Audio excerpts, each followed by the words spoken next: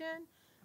But before we start, because there's some new faces around the table, I'm just going to ask everybody to give their name, and if they're with the district, your position, and if you're not with the district, you can just share your name. And so I'll start. I am Dr. Anna Stubblefield. I'm the Deputy Superintendent of Public Schools. Instruction and Student Services.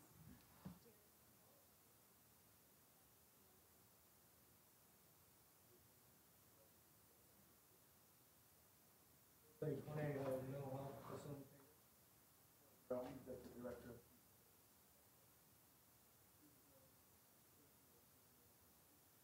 Patrick Dunn, Director of Current Academy.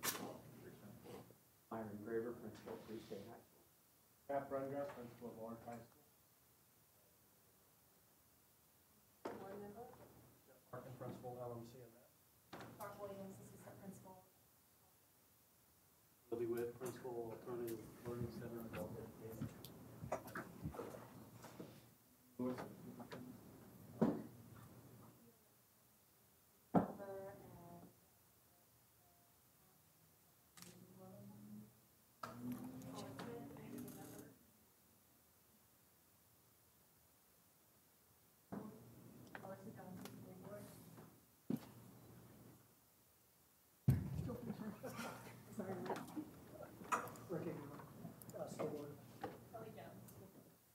So again, thank you all for being here.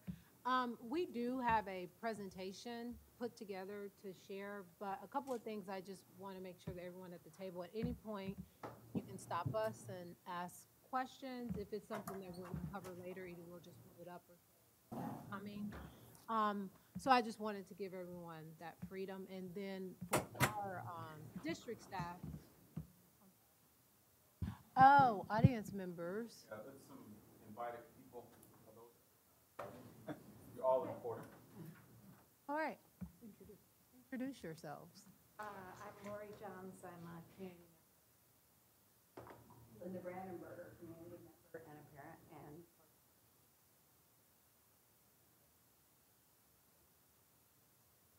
And Shane Hyman, LEA Rep.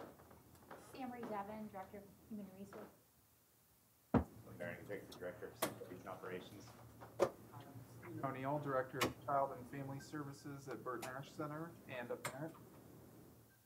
I'm Paula Marsh, Executive Director of Food Service Printing Purchasing. Kathy Johnson, Executive Director of Finance. And thank you. So I will start just kind of giving some background and an overview of just how we got here and how we want this conversation is getting started. So this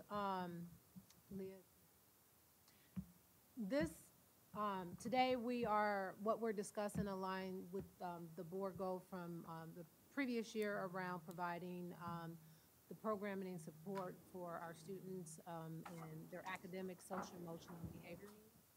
And this conversation actually came about, sparked from some community members and board who had some questions around, we used to have an alternative high school here in Lawrence.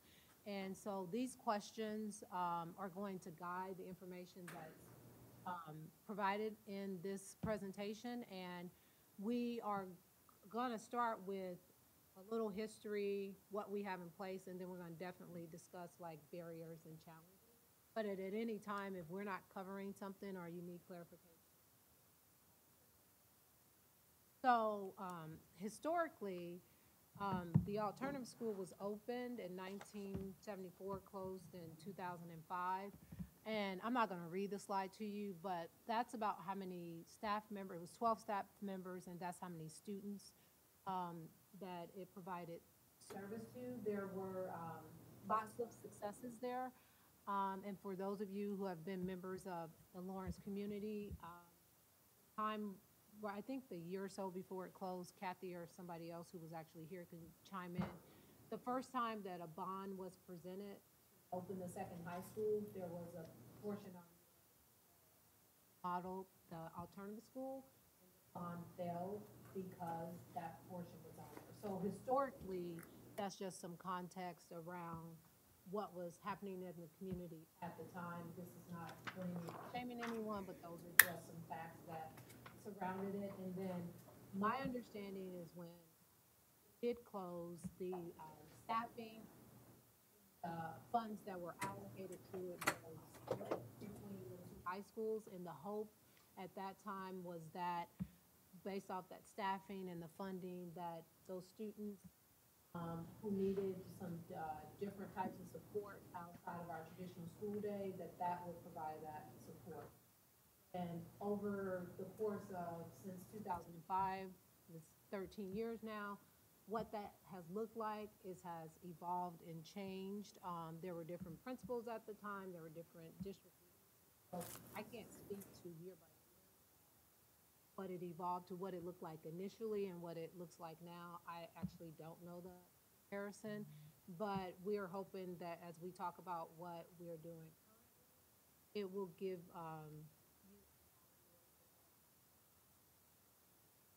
just where we are and where we hope to go. And we recognize that we have some gaps. We recognize that there is a portion of our students that we are not meeting their needs. So our hope is after, with the start of this initial conversation, that we can work by those gaps and to figure out how to make sure that those students who are not that we have, that we can figure out how.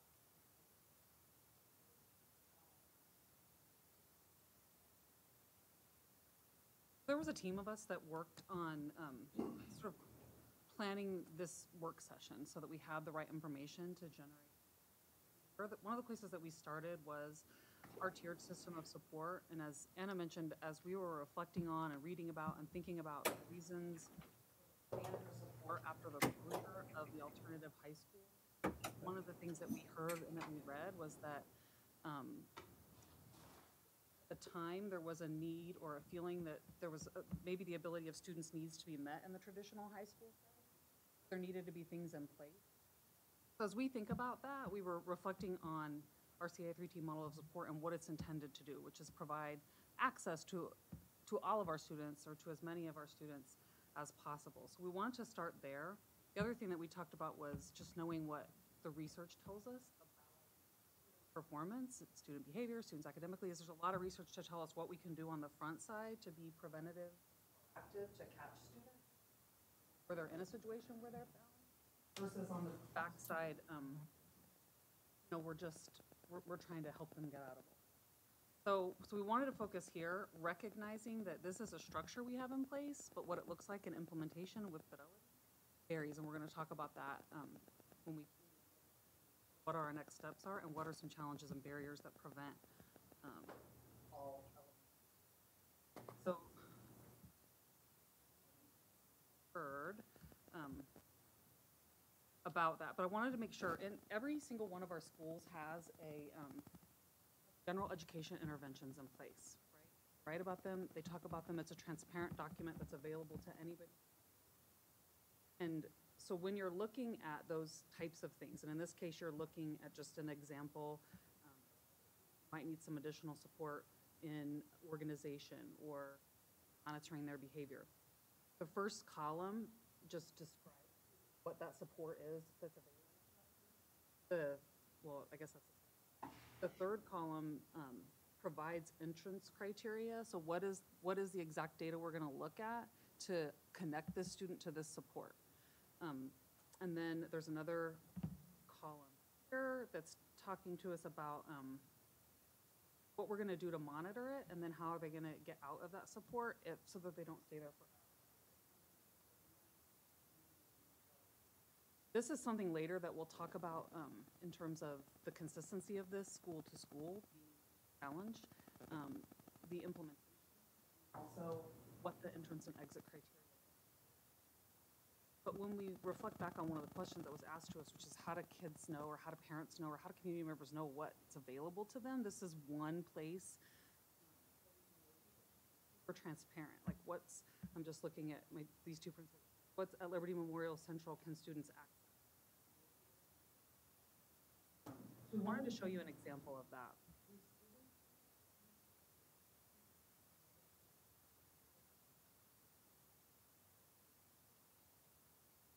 in every plan, there's a plan for teaching this plan, a plan for teaching this plan. And a lot of times that involves the expectations around. Really wouldn't present this menu to students. We would present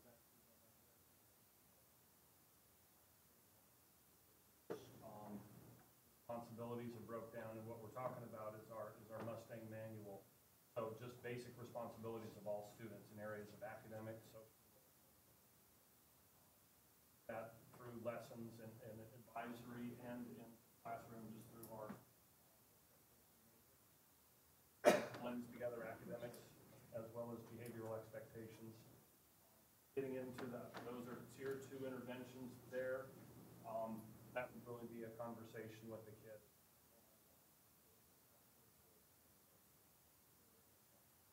Certainly getting their buy-in and input. I guess we don't present the whole menu to them because there's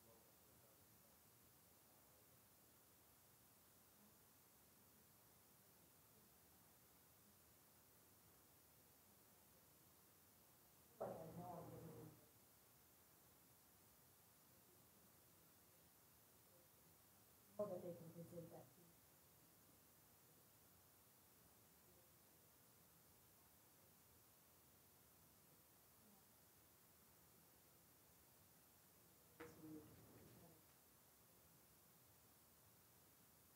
And one of the things as we go through this, I think that's one of reactive and proactive. Some areas and other proactive, a lot of the things.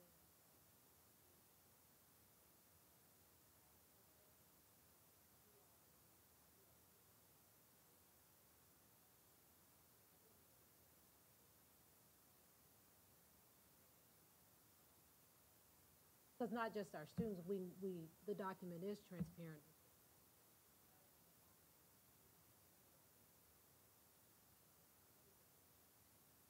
Options are, which we will talk about that.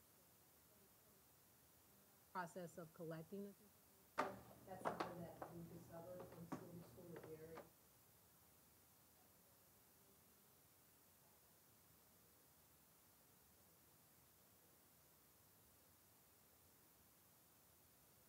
Students who may not.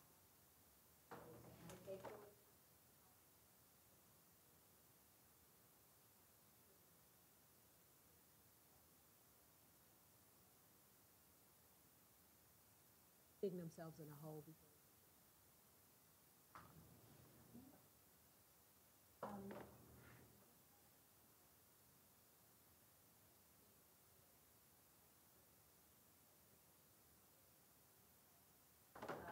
Don't find a barrier and just being able about what programs.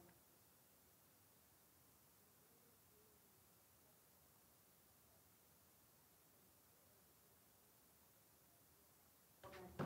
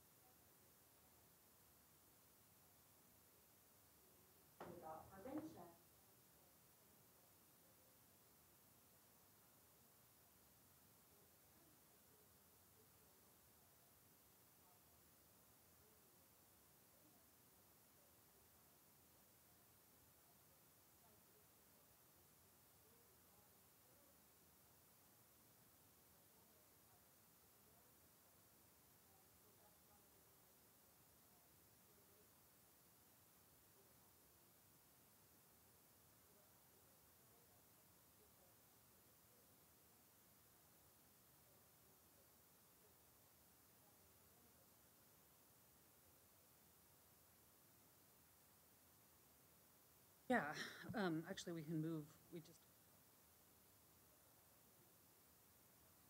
what you shared around finding, because one of the things that our group that was tasked with preparing for this work session, one of the first things that we did was start to talk about what is everything that's available outside of what we're sharing with you here. So right now, we're just talking about general education interventions, but there are other programming, and you have tons of principals here who know a lot about that. When we get to that slide, they can talk about them, but there wasn't one place. So you're absolutely right.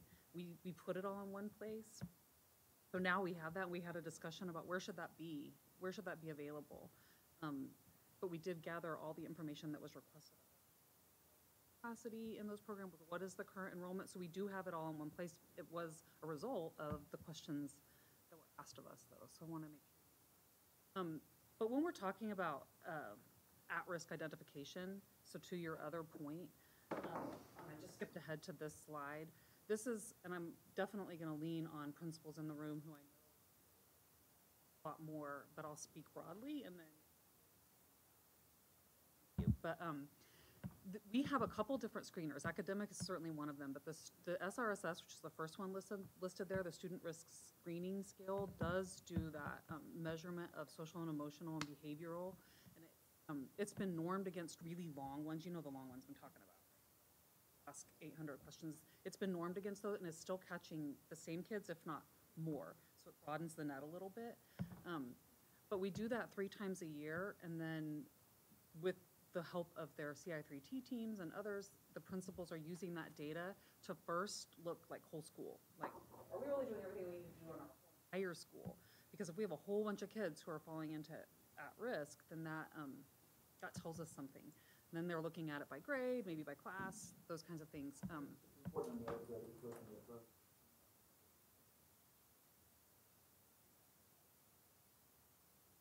That is a huge, because right, a lot of times we know who the acting out kids are, but internalizing is oftentimes what we're the most scared about because we won't catch those kids. So we do have that. The other great thing is we've been doing it now. This is our 4th or 5th year, I remember. And so we have longitudinal tools. So if you see a student who's all of a sudden showing up at risk that has never in the past, that might be an indicator of what type of I also understand it is a screener. Yes. So if a student pops up at risk, it doesn't mean there's something wrong with the student. So to make sure, because sometimes it is we get call problems where they're at risk, but when you look into it, it's a situation that happens at that time. But it is understanding that any of our screening data diagnostics. high, then you know you might need to look a little further.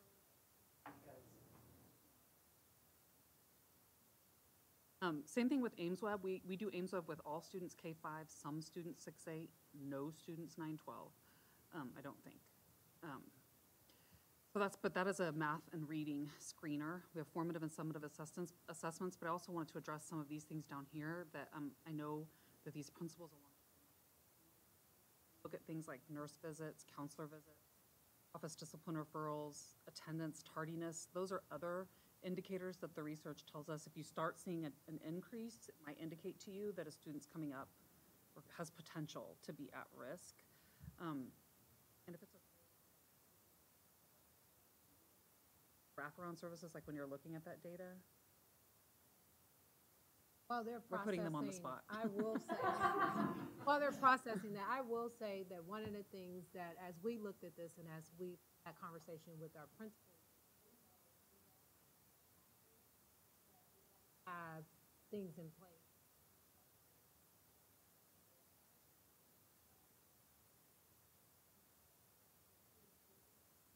That's where our principals have advocated around. Recognize that Leah and Kevin is saying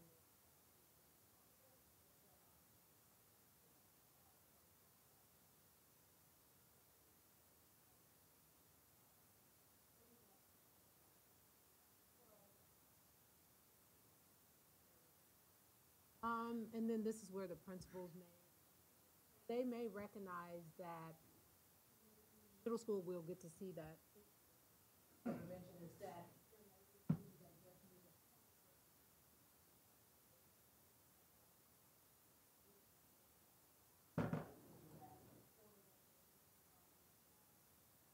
So those kind of things, like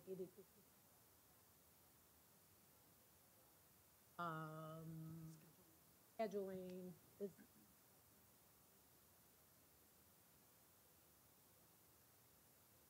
So we know that, and some of them individually, Myron and Matt will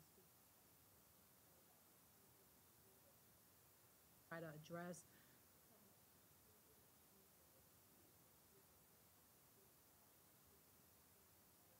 But it wasn't because we at district office said,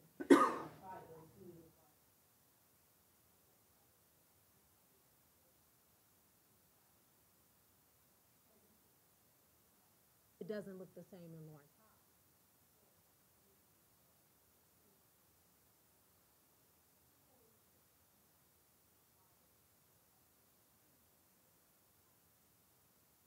Those are some of our.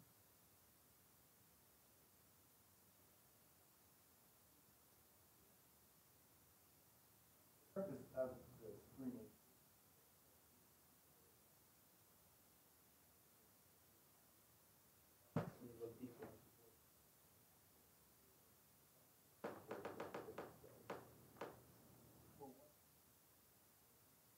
Way, I know it, at least at the middle school level, Paul also creates the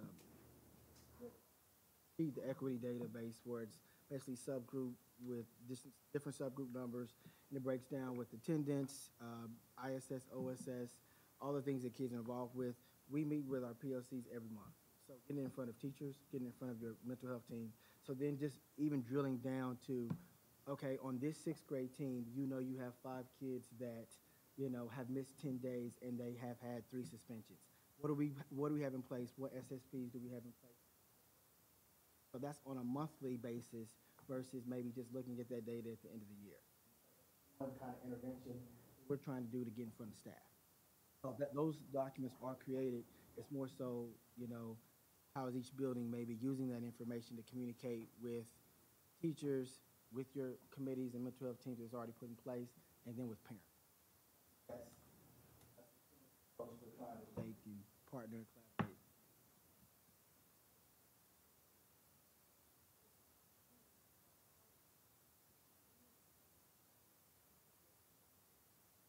We're starting our 5th year.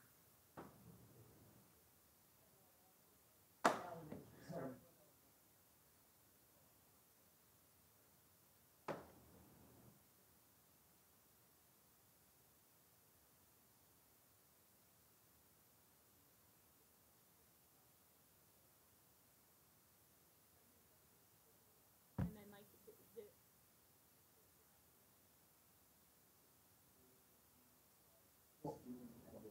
I can say what we did with ours last year, we took it, it has your academic information, social, and then it has like your MAP scores, your MAP scores, and then your Kansas assessment.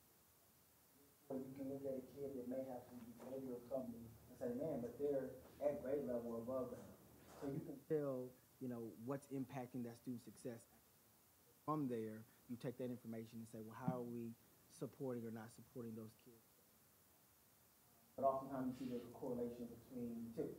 Sometimes a kid that is below grade level or not proficient in either math, also having some other. So the thing is just getting that data in front of the teams and talking about it and putting plans in place. At the elementary level, it has helped refine and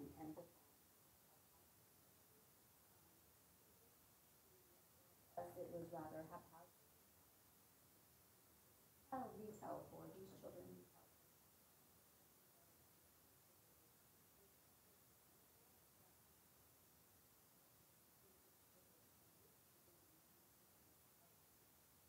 About those kids and back with the teachers. But the teachers weigh in on, because although it does address internalizing and externalizing behaviors, it doesn't say specifically what that is. So internalizing behaviors, do we need to work on raising our hand, or do we need to? So the teachers weigh in, and then what we started at my school, and now we're so that the counselors come back through with the classroom.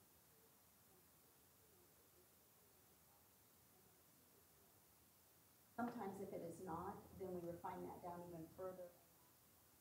How that has been seen, might be seen one-on-one.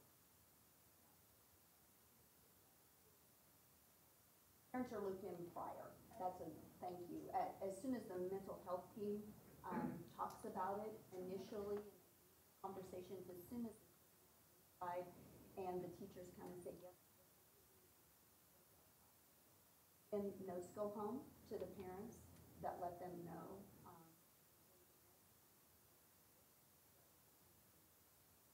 And they can obviously opt in, opt out. Over at high school every Tuesday. Well, I think some of them are meeting this Wednesday, they changed. We have student support teams that meet. That's the assistant principals, their guidance counselor. We used to have one social worker that covered all 4 of them. We now add the social worker, so we have the social worker split. We have a social worker that works with assistant principals and 2 guidance counselors. So we have 2 split out like that. And our Burt Nash people come through and work with them. And they look at attendance, they look at academic performance, grades, they look at the discipline referrals, those types of things that put plans in place. So if a kid's not coming to school, they may do a home visit, have a social worker, guidance counselor talk with them, try and figure out if there's a way to pull them back in. They may get the process started, they develop individual plans for academics, and that's all going on. And then they take the 2 pieces of data we get that identify students that are at high and moderate risk, and they see, do we have a plan in place? Are those kids on the radar someplace of the school? If they're not on play, if you know, Matt Brungart shows up and we didn't know there's something going on, they'll intervene, talk to him, see what's going on. Why did you come up for either internalizing, externalizing behavior, try and find out if there's something going on with the student. So they always have a group of kids that they're monitoring, tracking, and trying to get things in place. Anna referenced our Tier 2 interventions. Phil and I went last year. We've actually spent about 2 years trying to find out what you can do at the Tier 2 level in a high school. The best thing you could do is check in, check out. In an ideal situation, we'd be able to have a seminar or something like that, a homeroom for kids. We could run a check in, check out there. We didn't have that, and so we created a program called Directed Studies. And it's at we have for three sects. This is all we could come up with. But it's at the beginning or the end of the day. So you either start with the students there, and they can check in. They can take their check-in sheet, see how are you doing, how did you do yesterday, or check out. They're supposed to do it, touch base with them twice, but you put at the beginning of the day or the end of the day, because you either start your day and they give you your sheet and review yesterday's, or at the end of the day they can say, how did it go today, and here's your sheet for tomorrow, and they can check on it. How did you do? Were you in attendance? How are your classes going? They can that individual will track their grades. And we're doing what we call some Avid Light things, where they're just helping them develop a notebook, get organized, doing homework checks, and doing some of the homework interventions that come along with Avid. And so we just got that in place because it was really the best way we could think of trying to work with getting some Tier 2 interventions in place with the schedule and what we have.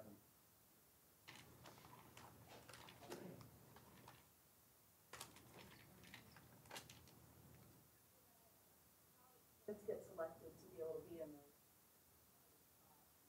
the SST, it's by recommendation, the SST, so ideally you would have been on their radar either at the end of the year. If there's room and we get going in the semester, we could add you in, but it's hard to go to a kid and say, hey, we want you to give up an elective to do this. So the counselors and the principals usually look at them the semester before and get them in place.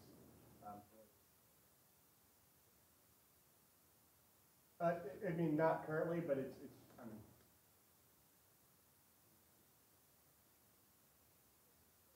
we just started this. Okay. So Brand new. We came up with the idea last year and got it in place for this. This is where these are things that maybe you aren't going to find as much on the charts that we asterisks, ones that are new this year, and they said first up was yeah, revised. Thank you. So I think it'd be great to hear from the principals in the room around STAR and SOAR, and then maybe first are all new things in place.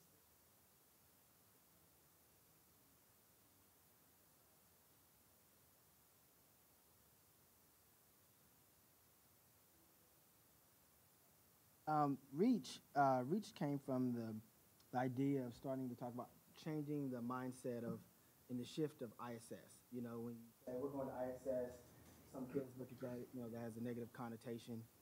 Some want to go there because they feel want to be in the classroom, so it becomes one of those places where I want to be there in ISS all the time. Therefore, we started with changing approach and adding structured time to formerly known as ISS, but now called REACH, where students have a particular day. Because normally we rely on teachers to send work.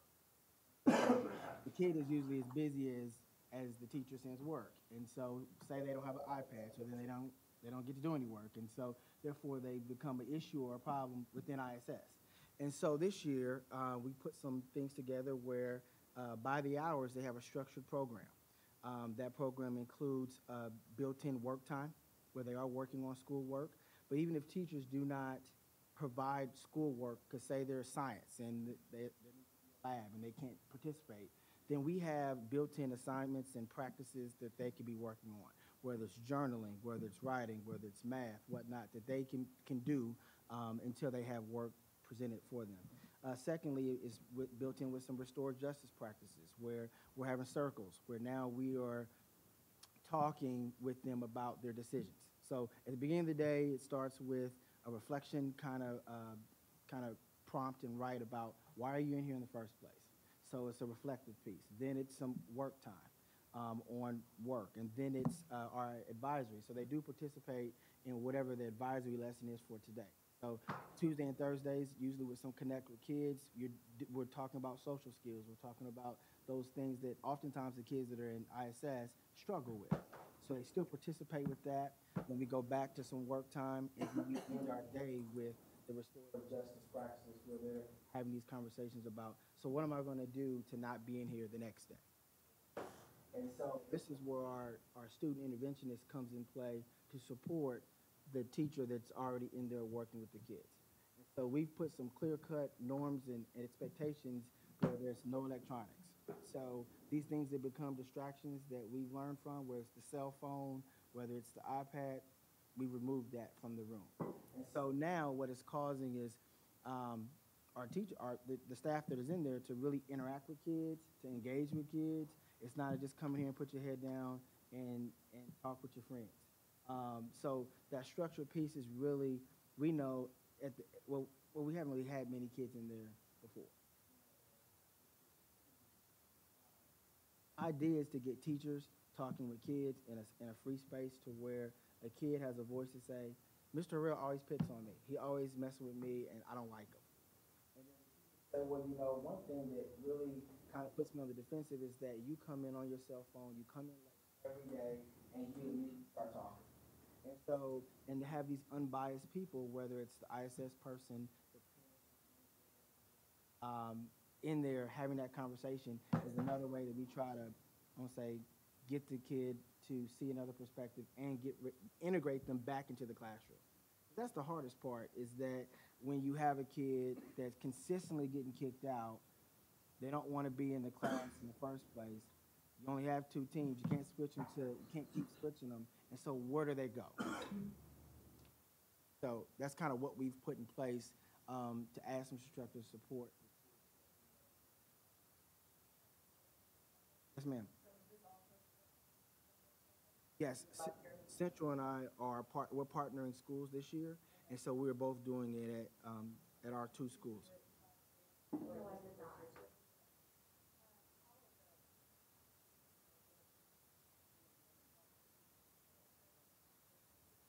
know, who is sitting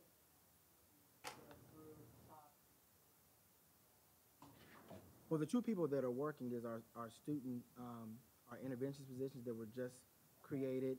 They are working, that's one of their main responsibilities, is to support the teachers in that classroom, to provide resources, I mean, Say the person who is assigned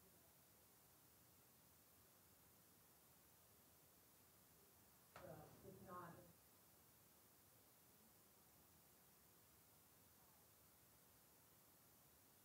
I've been here that, so they're So it's the same person that's been doing IS.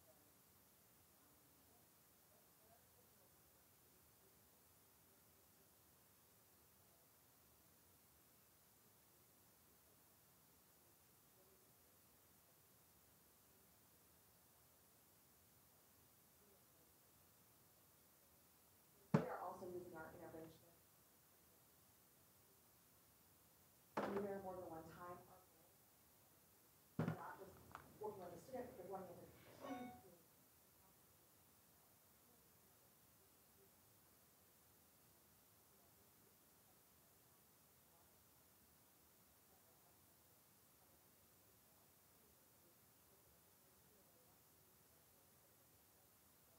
So just taking a step back.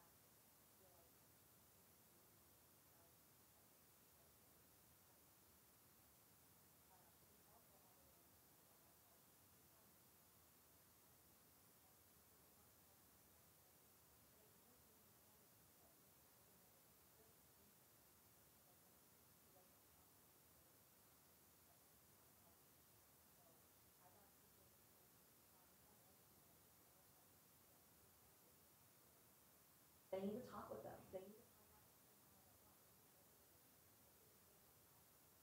to understand who that student is.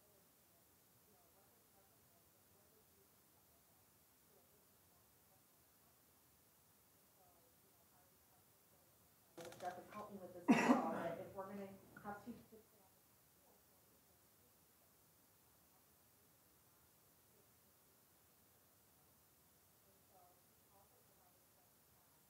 Specific activities for them that they could do, we actually with our stop matrix, which is like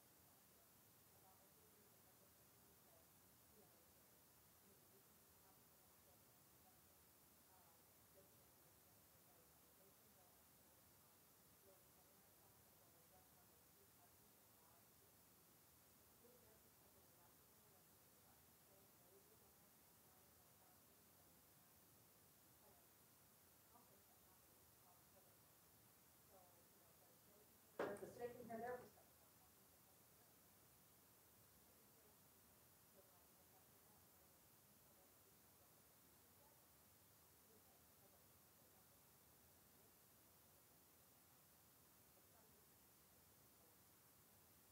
And then the other part would just be for them to find commonalities. I mean, that's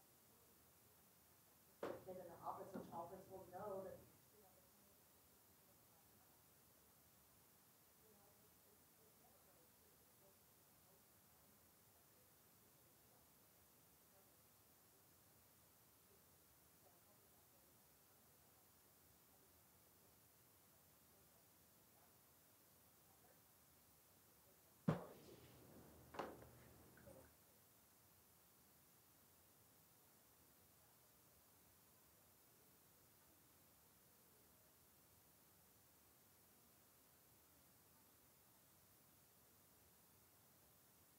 don't put any more than 7.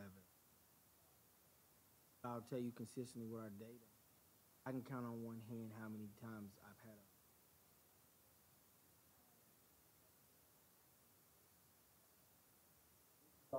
this is typically you're talking about the only people that would be in the group would be the kids that were involved in the situation. It's not every kid that's in ISS at that time. Okay.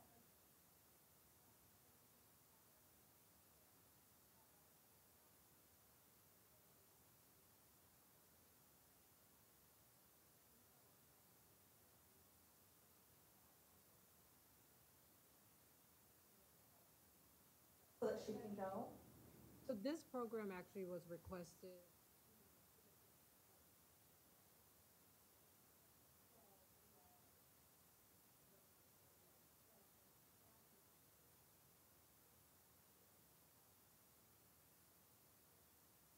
Currently, Southwest and West are.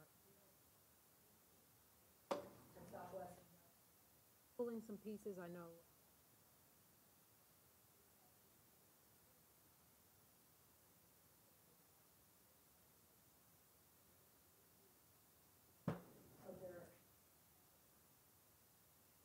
Conferences and training.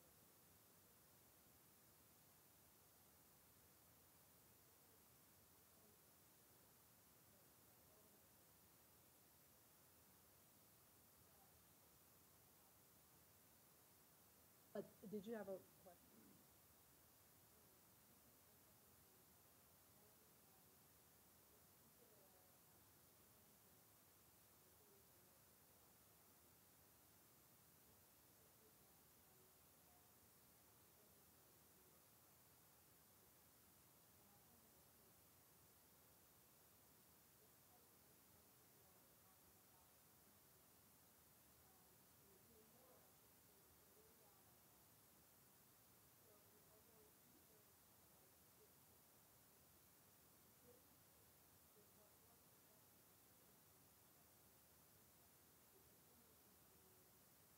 Systems that have been demonstrated not to be as effective, such as supplemental.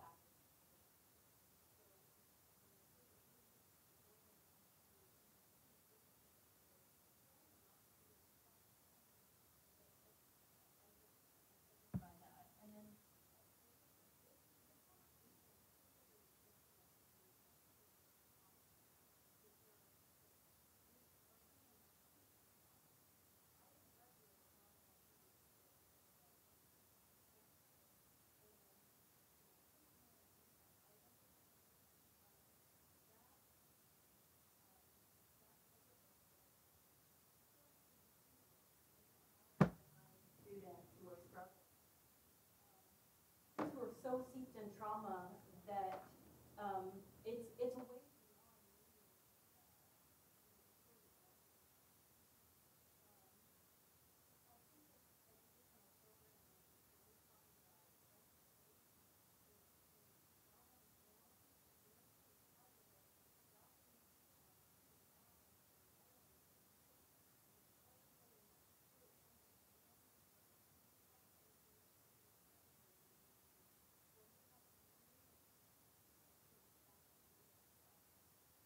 Peers, as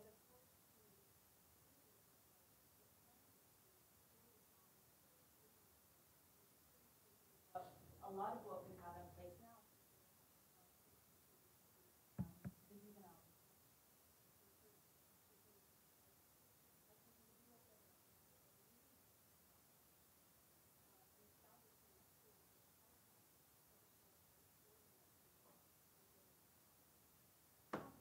And so I had Leah skip to the last slide.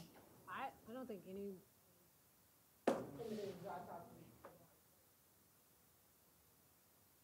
we were just trying to share proactively what we have in place, but in our last slide, in part of hired Bill for his position.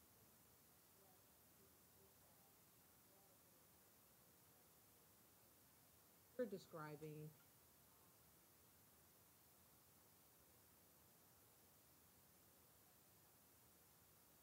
had an alternative school, the resources.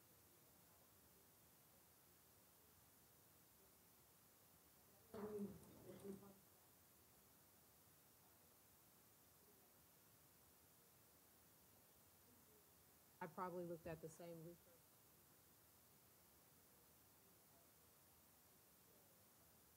Most positive results for College and Career Center, and we have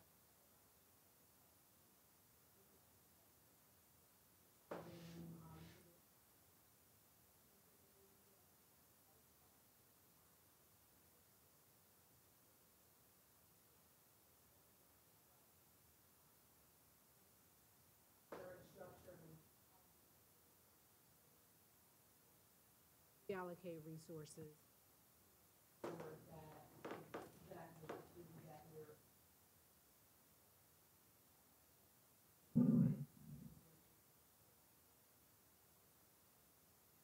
that aligns with some of the individuals.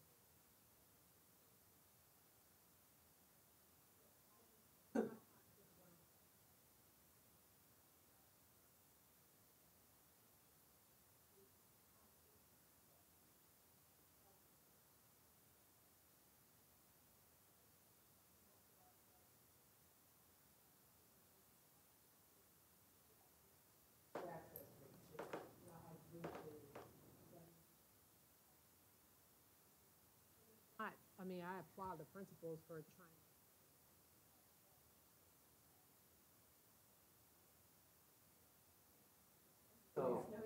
So I know we're a little bit short on time here, but I will explain, exactly what she was talking about right there. So the idea was to take a wraparound group around it. In a school, within a school setting. So, because our biggest barriers right now at the high school are time.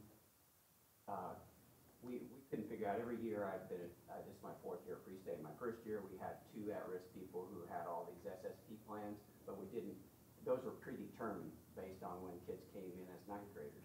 So you never picked up anyone else. So the second year, we tried to change that. And last year, we went to a directed studies model, but we were still not wrapping services around that core group of kids. So, which is a critical piece in some of my past experience. I have some of the same experiences there, that you can throw lots of things at them, but until you change that model, they will not be successful if you throw them back into the same delivery model that we've continually done. Because we're trying to put round pegs in square holes, and it doesn't work.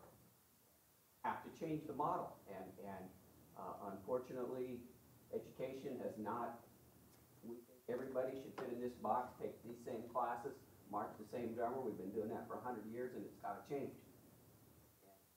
That's why you have small pockets of these things going around. So you have to change the model. That's systemic. Thank you, Mr. Graber. Kids and sore, barely, because I pushed and pushed.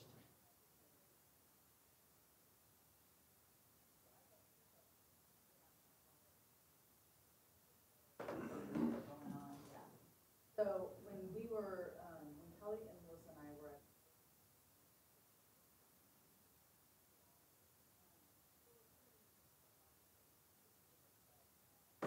options that are actually options. And also the adult ed degree completion program.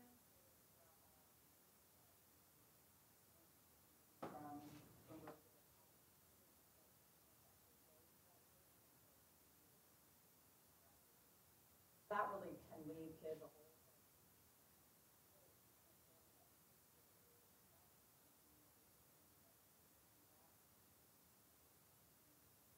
Today's school anyway.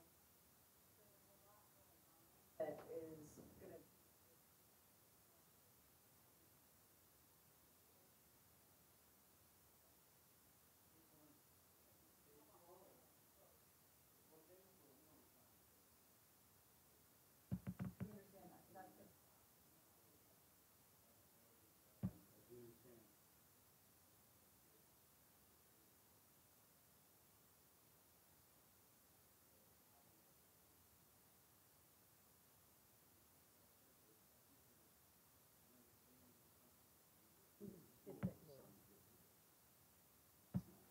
And if it's through the courts who are being assigned their.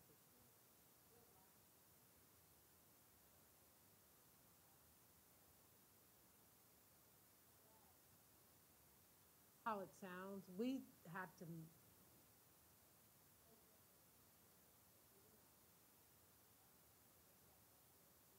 We do, yeah, we'll have, however, we're educating them.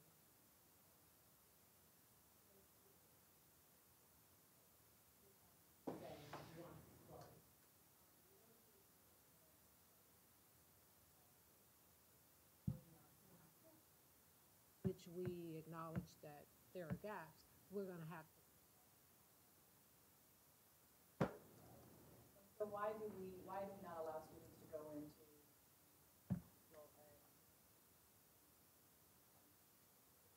in ninth grade?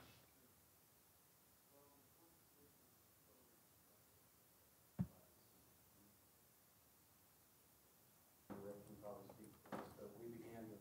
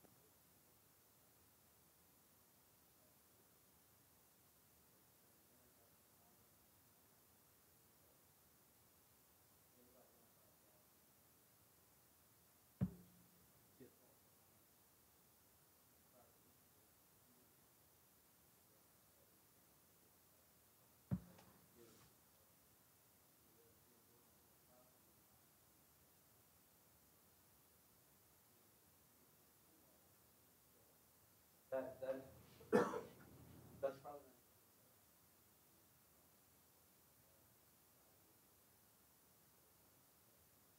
Adults. We talked about some.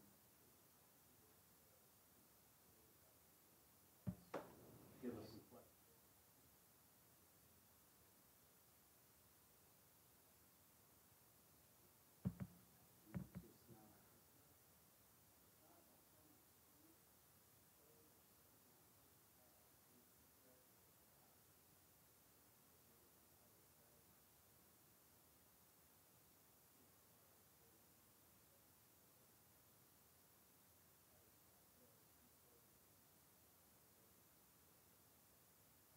We're running out of time. I just want to say something real quick because I think I've kind of.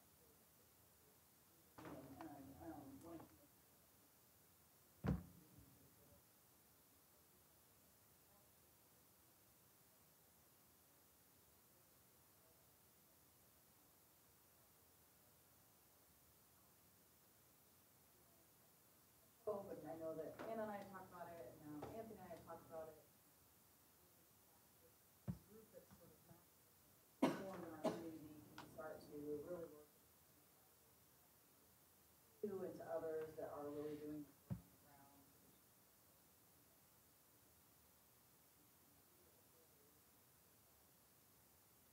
About it and say yes, go for it. I don't want us to have this meeting 100 times more. I want it to be, like the right people at the table having the conversation. Are willing to do, as Leah and Paula and others have done, a lot.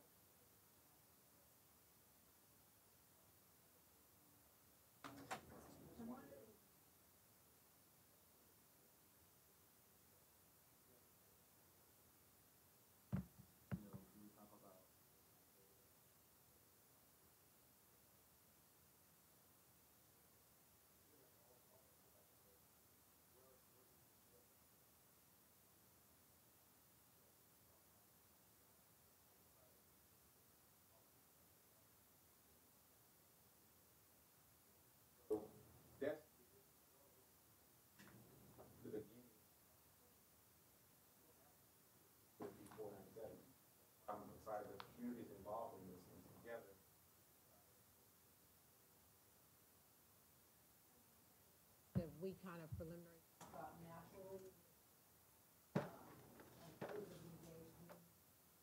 and make sure that those.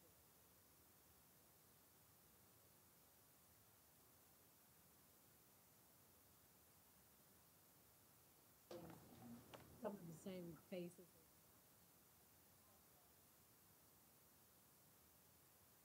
Plan to look at and some of the same things.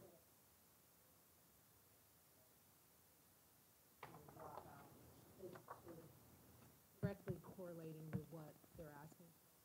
Our hope this year is to engage with those that are to start looking.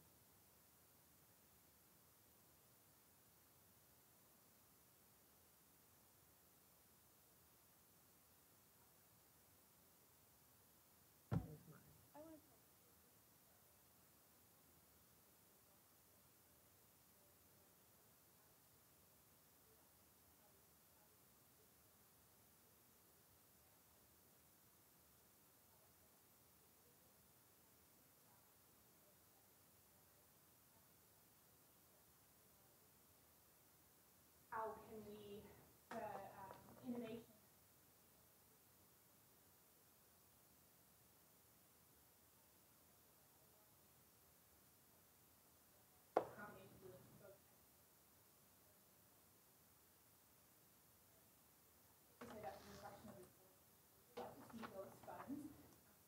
In a way that is supporting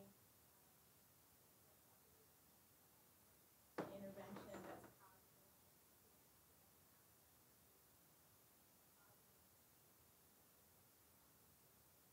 addressing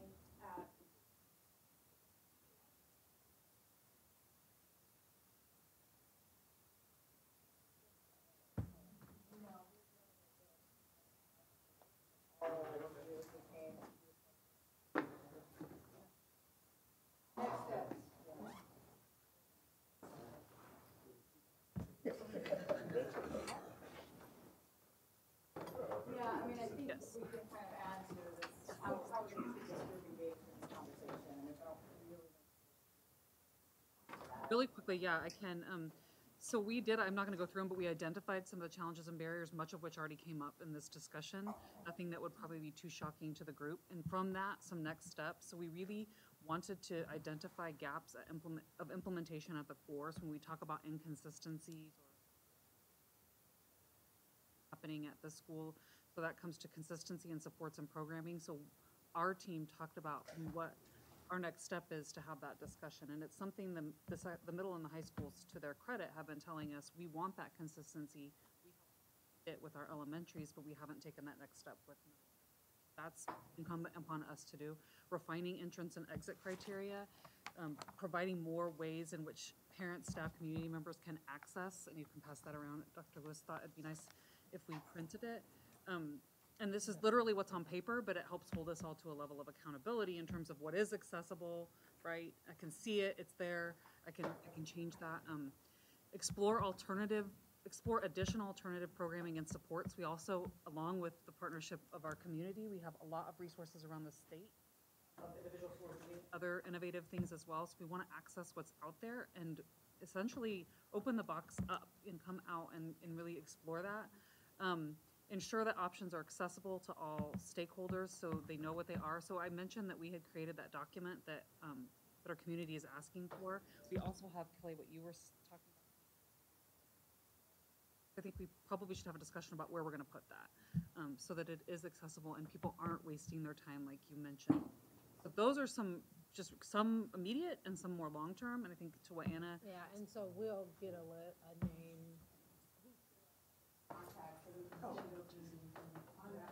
Meeting with the chair.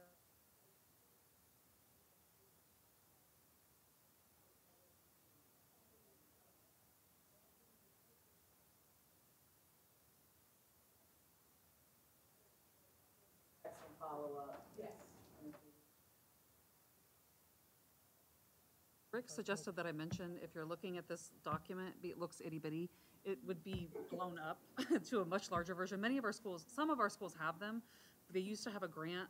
We've been talking about creating them for them, so it's something that would be in the front hall. You walk in as a parent or a student, you see that right there. So it does look tiny to you, but it would be huge in the building, and they have been there in the past, so.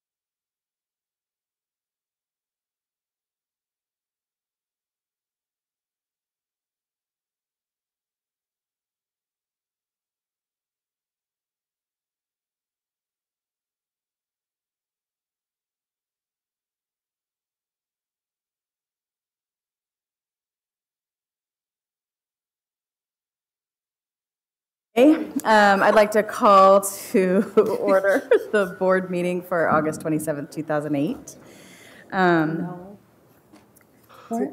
2018, yeah, not 2008. I think I did that when you were here too, sorry. Yeah, okay. Anyway, and so I need a move to approve the agenda. I move we approve the agenda. Favor? Aye. Aye. Okay. Then we're going to start with, I'm not quite prepared because, again, we were running a little bit behind, but I have an email I'm going to read from to address some things. There's been a lot of, I guess, misinformation going around about raises that may or may not have been given to Dr. Lewis and Dr. Stubblefield, and so I wanted to respond to that officially on the record. I sent an email to a couple of people over the weekend responding to the same request, and I know that the Journal World had reached out to us as well, so I wanted to go ahead and say that. So there was information that we gave a $10,000 raise to Dr. Lewis and a $20,000 raise to Dr. Stubblefield. So this is what I wrote. The $10,000 you referenced in the superintendent's salary is not a raise. It was the original negotiated contract with the incoming superintendent. And while it is technically $10,000 more than previous superintendents received, it was the agreed upon salary to secure the candidate that the board had chosen. The $20,000 increase for Anna Stubblefield was two parts. It was part of a retention package, but it was also part of a position that we had put together in the year 16-17. Kyle Hayden had created the position as he stepped down, and Anna Stubblefield was to fill that position. And then we immediately after that made her interim superintendent. So that position actually went unfilled until she went back to that position for really the first time that she was in it. And so not only did she go to a new position that had been created prior to her ever becoming interim, but then we also, part of a retention package is the reasoning behind that increase. There were other questions regarding our budget process and why there were not any teacher salary information in our priority listing when we were listing things as top, second, and third priority lists. So I wanted to say that, yes, it's accurate that our budget documents included administrative and classified salary references, but not for teachers, because teachers just are determined through negotiation process, and the board did not include app values for that. We meet in executive session to discuss the aspects being issued and negotiated, including salaries, and some of the later documents did have a line item that indicated that it was pending. The early documents were not meant to suggest that teacher salaries were not a top priority. It was just included in deference. It was not included in deference to the negotiations process.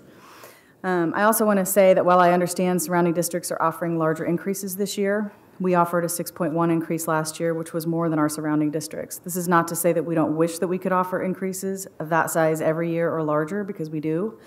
I offer that here as a reference point. We provided the LEA with a 5-year salary increase data from several districts, including ours, at the last negotiations meeting. That is available if anybody would like it, or as well as you could get that from us or members of the LEA. We also added several positions for our mental and behavioral health teams in direct response to countless requests we received from teachers and billing administrators throughout the course of last year. And the final note I need to share is about our deficit spending. Our credit card, so to speak, is maxed out, and we do not have a choice but to make a payment toward our debt. This isn't what any of us want to spend our money on, but we're at a critical point where the amount of deficit spending we have been doing is a major concern, and our reserve funds are all spent down. With that, I will move on to the report of the superintendent.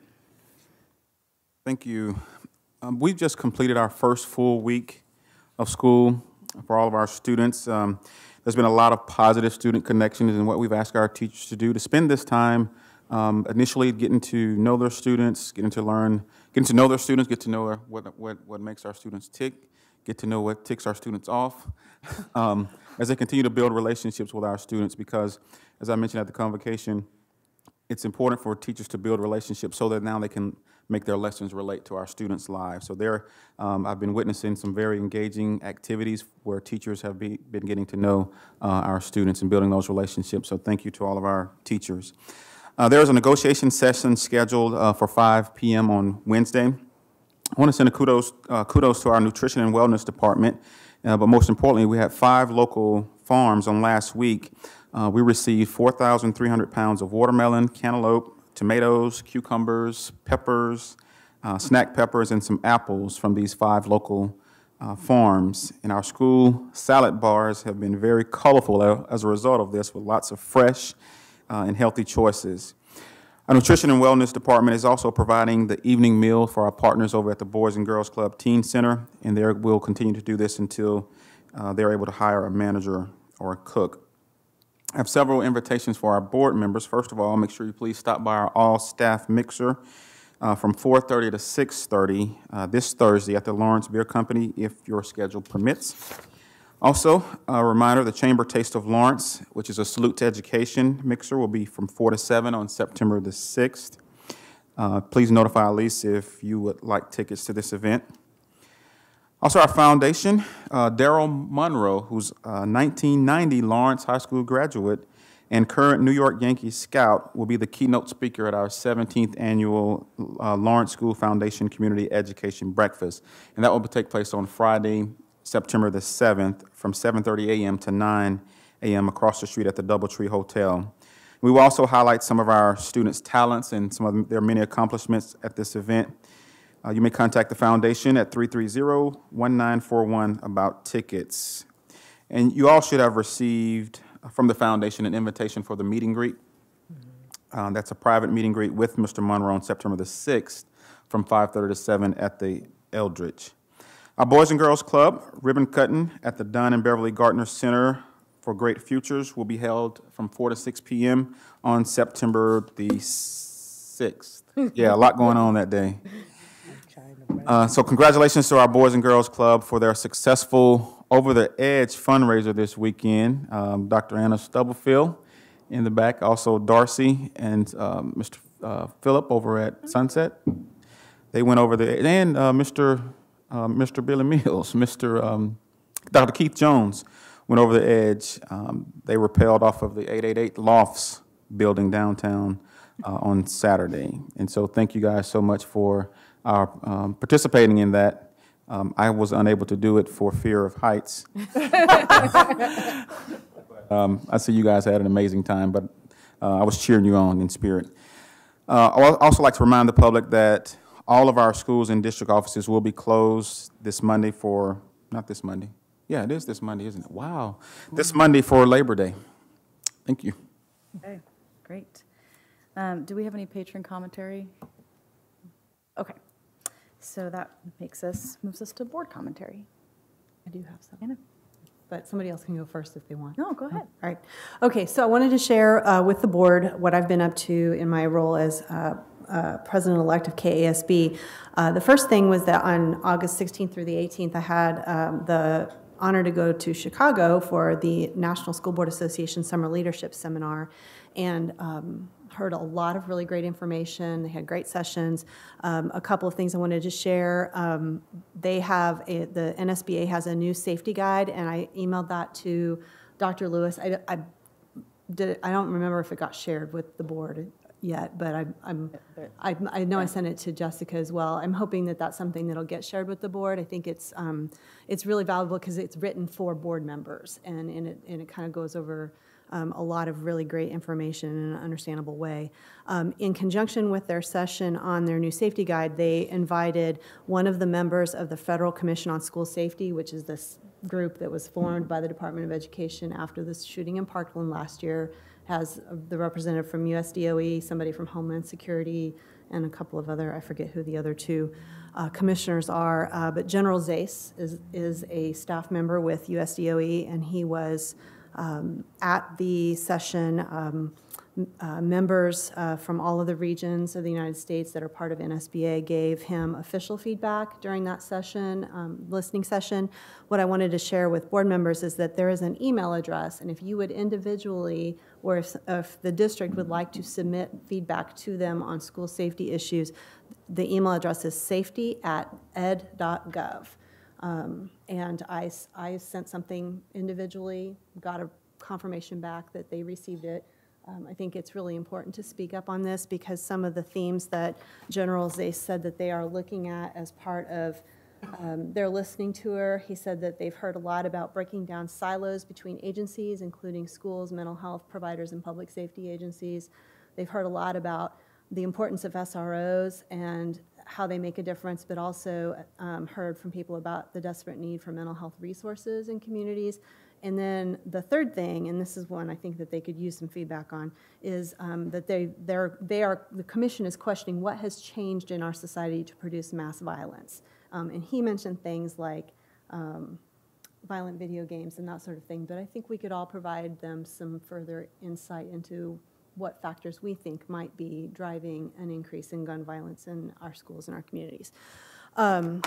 So that was really great. They had a wonderful session on equity and opportunity gaps that was led by an NSBA staff member, and one of my favorite quotes was, "Are your discipline policies designed for your students to have victory in your district?"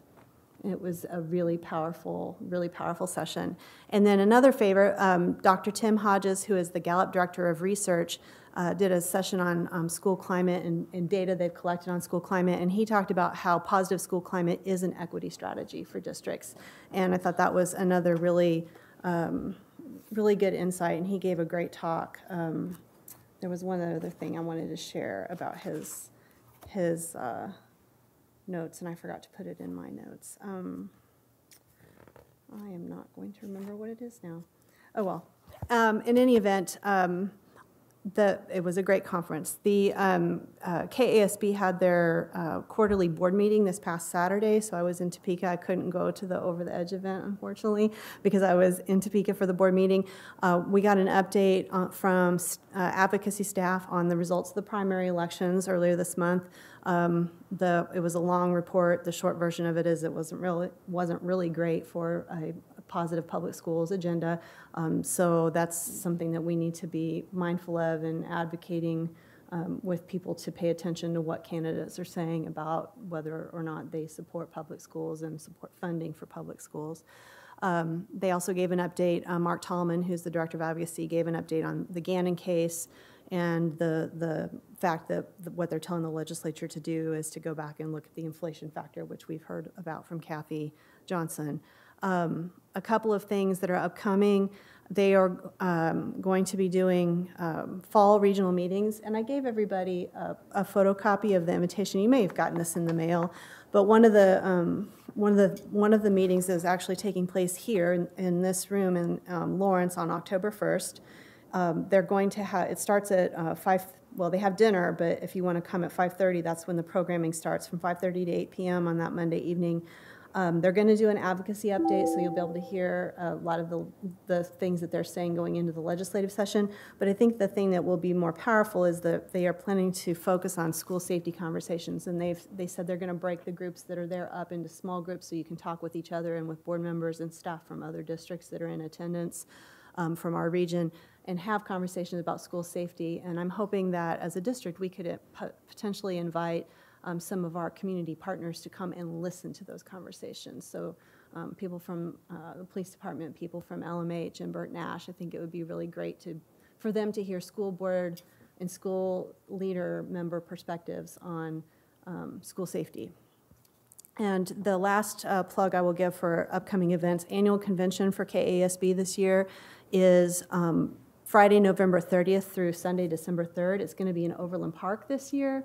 And so I really, really strongly encourage board members to consider adding that to your calendar and attending.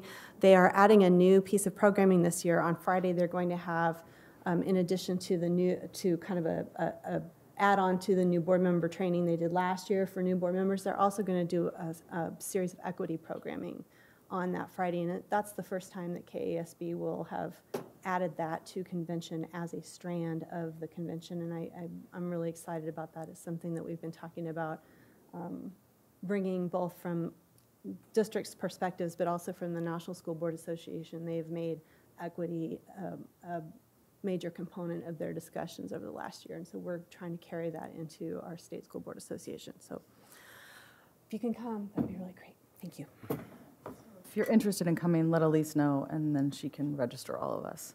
Yes. Oh, and they did say that they're doing hotels differently this year, so it's really important to have individual names of the board members that are coming when you do the hotel reservations, because in the past you could reserve a block, and this year the hotels are, they're going to be requiring individual names on each of the reservations. But because it's in Overland Park, some of us might not want to Might not want a stay, hotel. right? That's Okay. right. That's right. So make sure you also let Elise know about that. Okay, anyone else?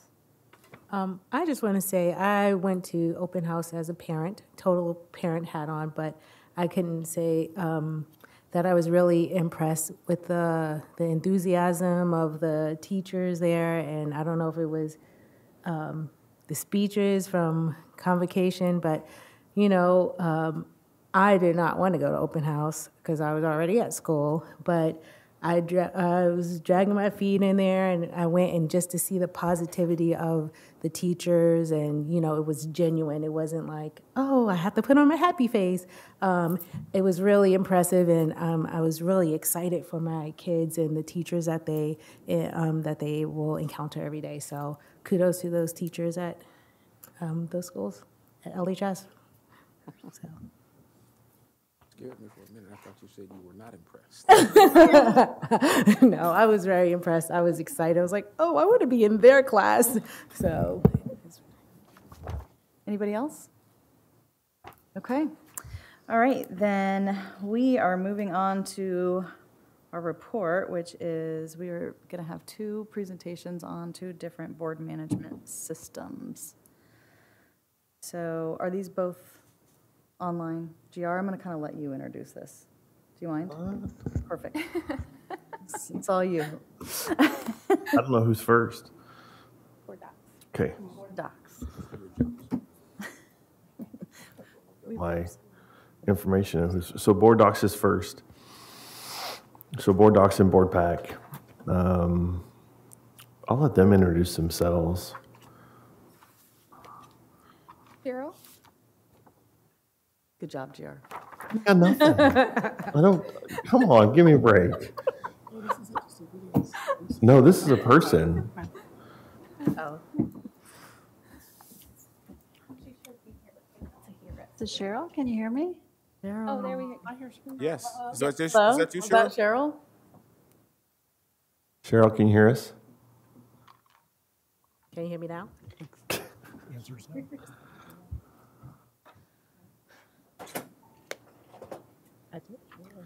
So the two systems are Board Docs and Board Pack, and they're both board management systems. They both have strengths and weaknesses, and so the presentations that you'll see tonight, I've sat through both of them, and so I think they both certainly have strengths and weaknesses.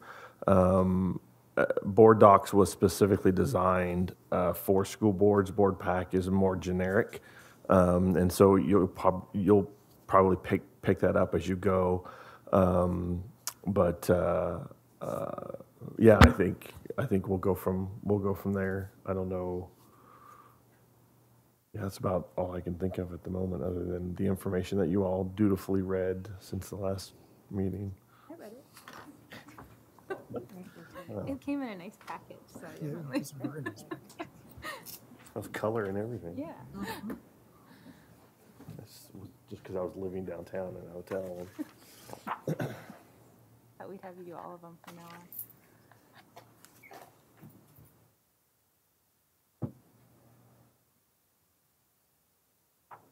Cheryl, can you hear us?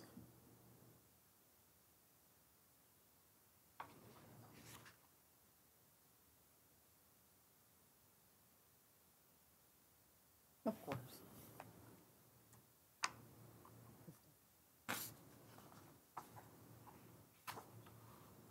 You do have her number? Couldn't hear you.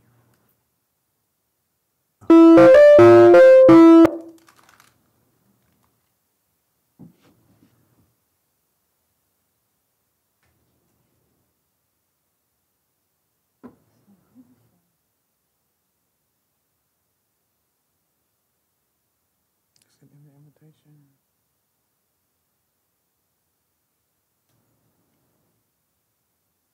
Yeah.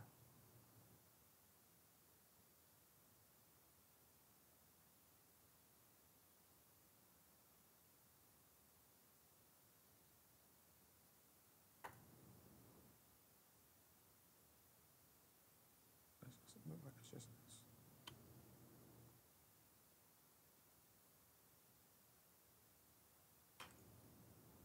Cheryl does not have, there we are. Okay. Cheryl, can you hear us? This is Cheryl. Can you hear me? Hey. Yay! Hi, Cheryl. We can. We can hear you. If you're ready, you can start the presentation. Okay. So we hear her, but she doesn't hear us. Can we type? We can hear you. Yeah, maybe we could check. Do you have her number? Like to text her? To the conference line. Yeah, let's do that. See if Okay. we can avoid something like that. Okay, well, they're figuring this out. This Friday the 7th, just to add one more thing to that day, because I don't think there's enough going on. Anthony and I and Jose and Kevin are going to tour the JDC and the day school in preparation for our meeting on the 19th, because we're going to talk a little bit about lots of different sort of supports in place that we might have in common with the county. Obviously, this is a partnership with the county. So there's space for 2 other board members to attend that. What time is it? It's from 3:30 to 4:30. I'd like to do that. I've not yet done it. Okay. I think I would like to go unless do you want to go, Gina? I thought you saw your hand. No, sorry. Okay, so Jill and Kelly? Unless you want to go. I've been. Okay. I've done a tour. Okay. So. And I can't. Okay. Okay. I have it open. Oh, wait, the 7th? Yes. No, I'm out. Sorry. Okay. Sorry. It's a Friday. Yeah. What did you say? It's Friday. At 3:30. Okay, so Jill for sure, and maybe Melissa if you can, and everybody else is a no. Okay, all right.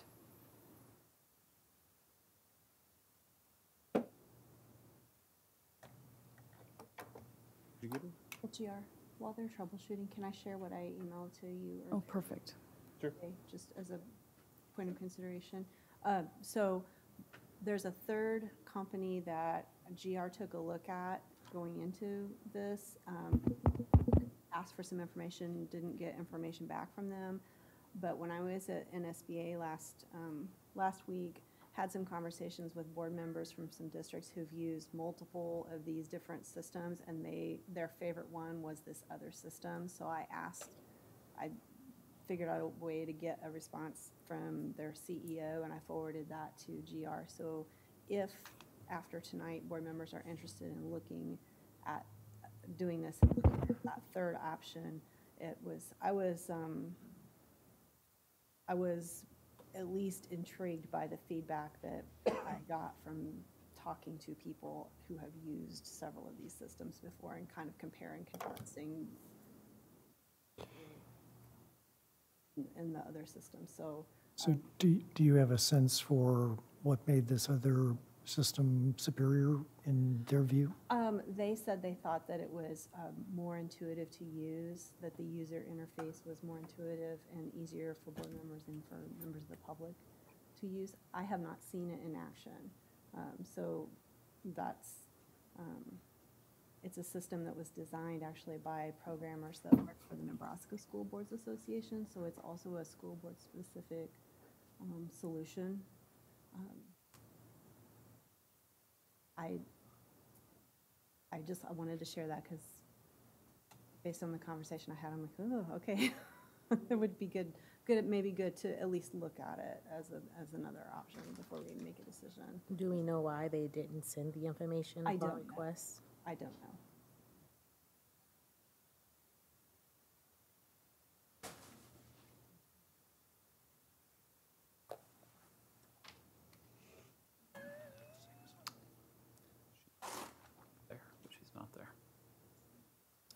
This is Cheryl. Can you hear me? Yes. Yes. Can you hear you? Can you hear us? We can. I can. Okay. All right. Well, you are all set to get started. Sorry for the technical difficulties. Okay, great. Well, first, thanks for having me. I appreciate what you do. My name is Cheryl Dombey. I am an e-governance advisor here at Board Docs. A little history on myself. I worked 30 years in public education here in Toledo, Ohio, and the last 8 years I worked as a board's clerk. So I know the difficulties you face and the challenges you face, and so I really want to thank you for having me in here. We brought board docs into Toledo Public Schools in 2009.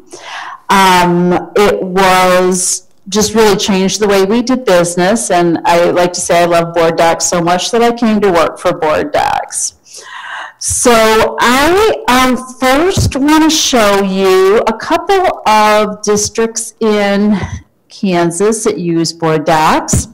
Now, we are partners with CASB, and we have 60 districts in Kansas, 3,000 subscribers across the United States, and some in Canada. And really, board docs is built for K-12 education and the challenges that you face with your board documents, with your meetings, and the efficiencies that go along with that.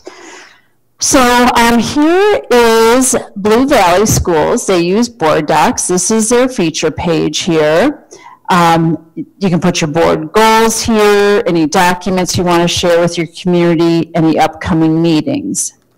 What's really nice about board docs is wherever you are highlighted across these tabs is where you are, and it's very easily adaptable to boards. And maybe community members that aren't super tech savvy, you always know where you're at based on what's highlighted. So on their meetings tab here, you can view the agenda. You can still print the agenda. All their meetings and archived history is along the side here. We can go into one of their regular meetings. We can view the agenda. We can still print the agenda, which is wonderful. And we can view the minutes after the meeting is complete. So let's choose view the minute, or view the agenda. Now notice the agenda tab is highlighted. The agenda is all down the side here. And whenever you have something highlighted, then the agenda is highlighted and the item is highlighted. It opens in this window. So you can have full resolutions in here. You can have attachments in here. Once the vote is done, that will show in that agenda item as well. And very easily searchable. So if you are looking for, let's say, safety, all the meetings that safety was discussed, here are their meetings, and when you click on that particular meeting, it will show you the agenda item. I also have Heston Schools in Kansas. Their meetings tab is here. I wanted to particularly show you the policies part of their agenda. If you wanted to search, you can search for the dress code. Very easily searchable and easy to find items from the community standpoint and then from the board member standpoint as well. So here's a dress code for their school district. Okay, so that's what the public sees. Very easy to get around and very easy to search. Now I'm going to show you, this is my demo site and more of the administrative side of board docs. So you would have your logo here, your mission vision statements. You could have board member pages. Look at that fine looking board there. You can have meetings, upcoming meetings that you might want to highlight to your community. Policies that are under review, maybe first reading, second reading.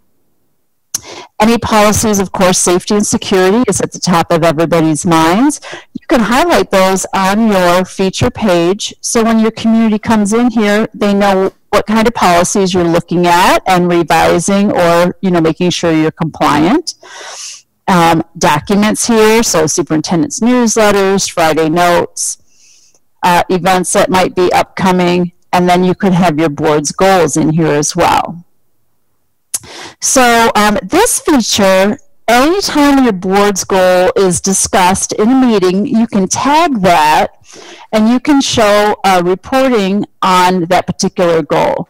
So every time you discuss something in a meeting that pertains to that goal, administration can tag that, and it's a real nice reporting tool down here of all the times you discussed it. And then you can even go to those meetings.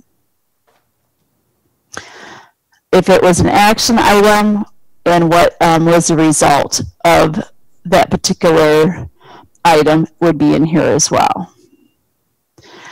On your meetings tab, you can, now this would be more of the administrative side, building the agendas, doing the minutes, things like that. We could have a particular meeting, and let's say we're going to view the agenda. Now the agenda tab is highlighted as well. So if you're going to, let's, for example, say you're going to hire a teacher. So you would have that you're going to hire a teacher.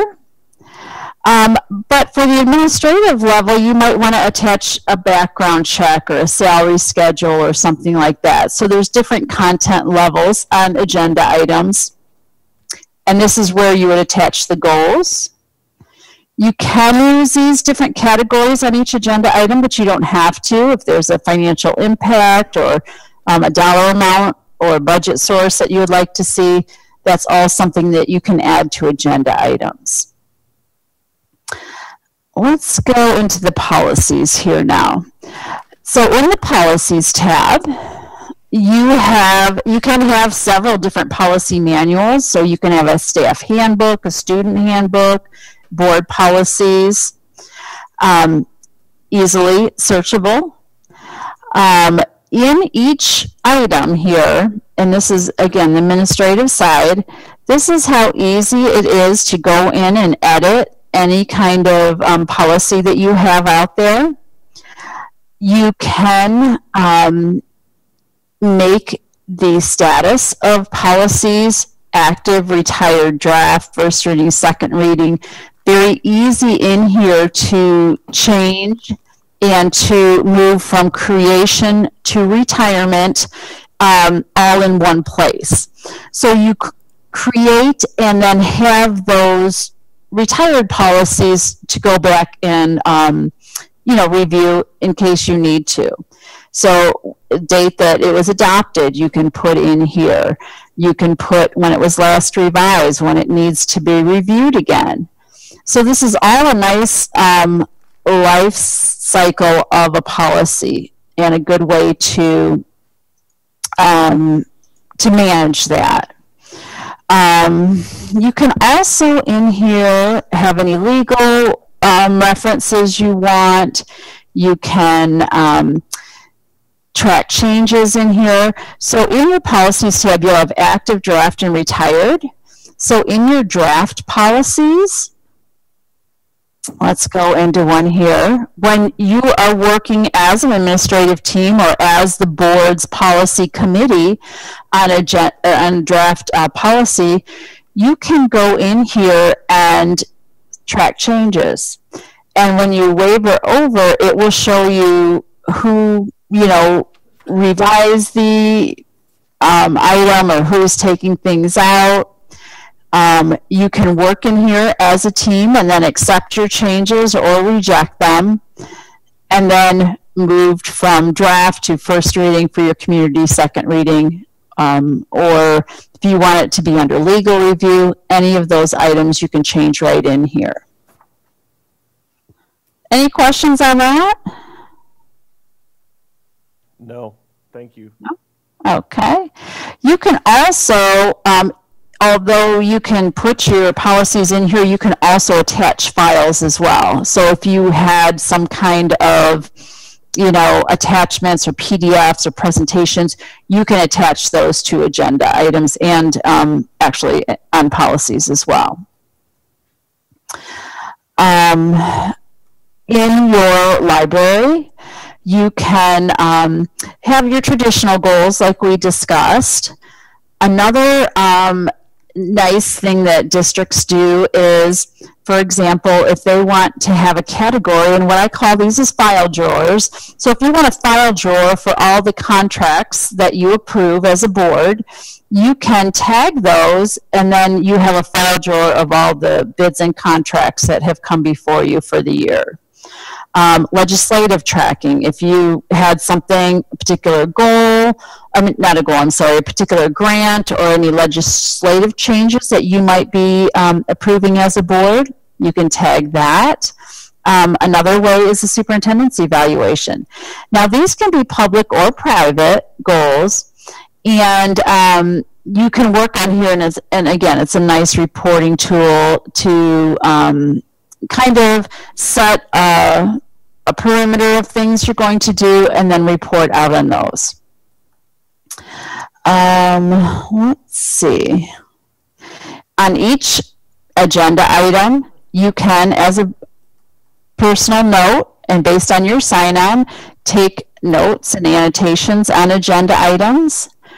You can use a share button, so you can share on your Facebook page. If you approve a new policy for a dress code and you want to share that with your community, you can do that from here.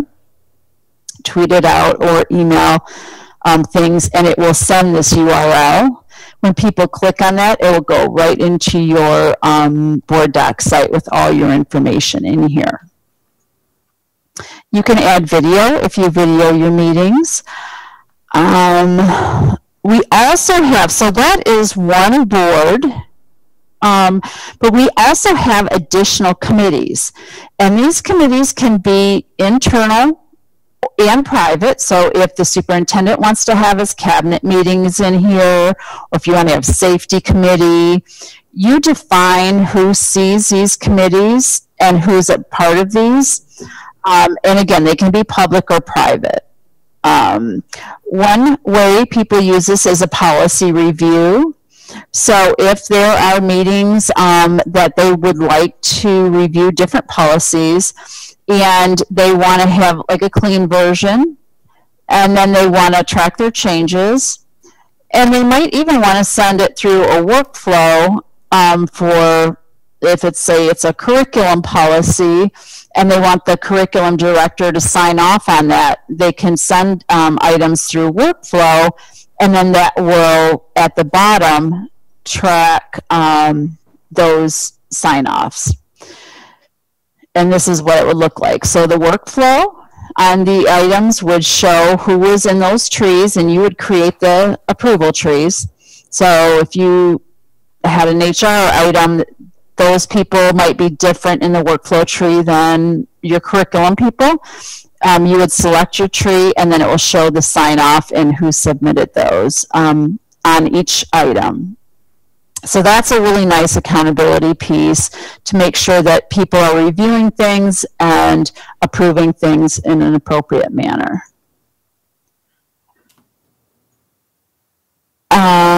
We have also Metasearch. Now you can search your site and your policies here for your dress code, let's say. And this is just searching your site. And there's your dress code. But we also have, for people that have sign-ons to board docs, which would be your board members and your administration, a Metasearch. Now you're searching a dedicated database of 3,000 subscribers. So let's look under dress code in Metasearch. Interesting.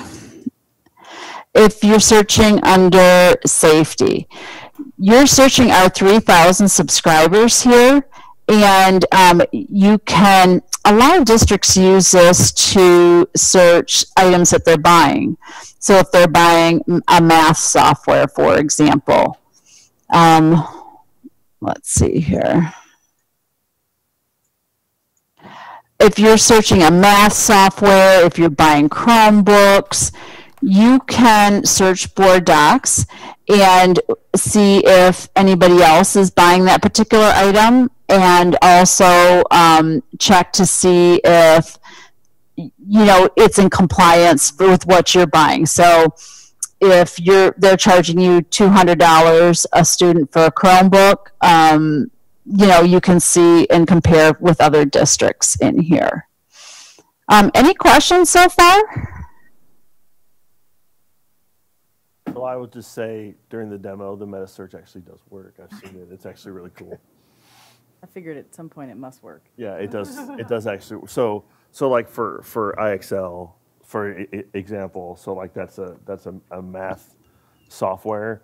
You can search through all the board docs customers, and because that would be a consent agenda item, or it would be something where in a board meeting they would be a consent agenda item for what they were paying for that software. So if we were going to enter into a contract to buy it, we could go through and we could look and see what other districts are paying for that, and we could get a feel for what that was going to cost us before we ever talk to the company.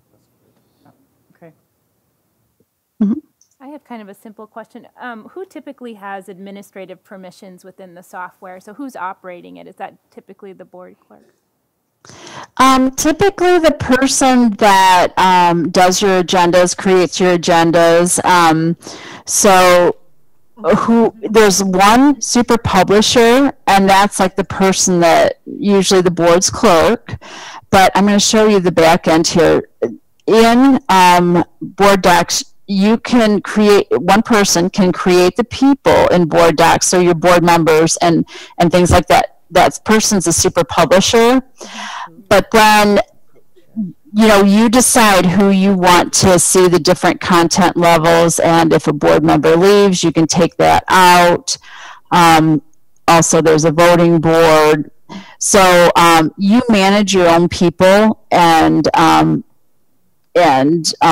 so there's one person, typically a superintendent or board clerk, that creates the agendas and kind of has that super publisher access.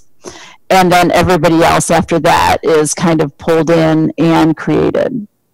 And I think you already mentioned this, but there are privacy settings. So there are things the public sees and things that they don't see, correct? And you just set that as needed. Correct, yes.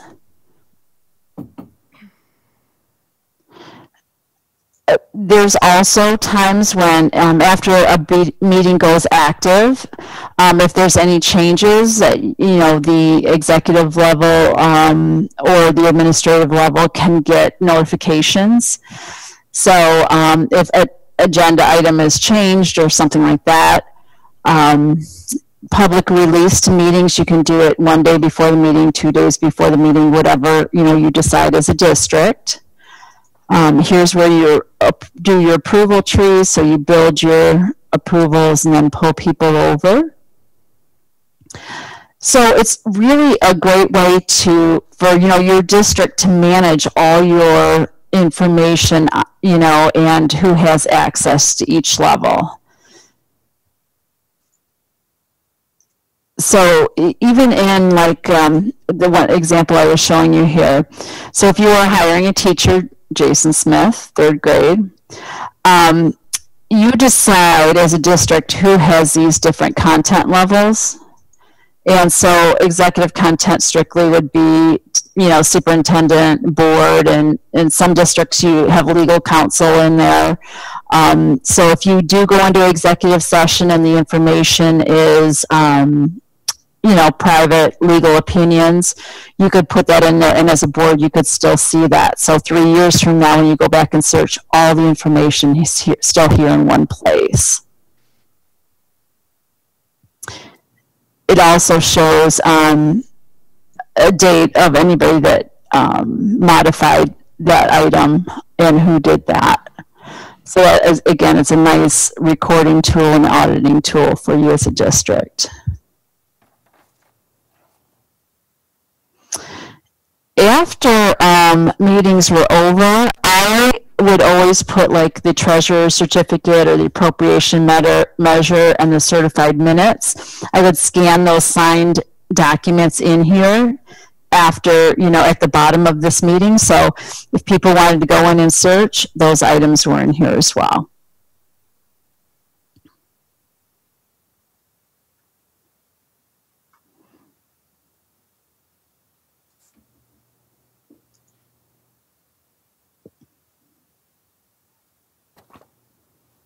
any other questions? I think I might have a question or two. One question is, who's responsible for if you have to change the super publisher? We hope Elise is here for a long time, but just, is that something then that you have to go back and do through board docs, or are we Yeah. allowed to manage that? Yeah, that's the only person that we, for lack of a better word, we put that in there ourselves for you, and then that person does all the other,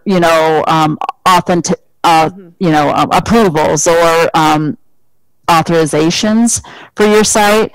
But if your clerk would win the lottery and she was leaving, then yes, you would call us and we would put the new person in there. And then with the policies function, so we have a whole policy manual.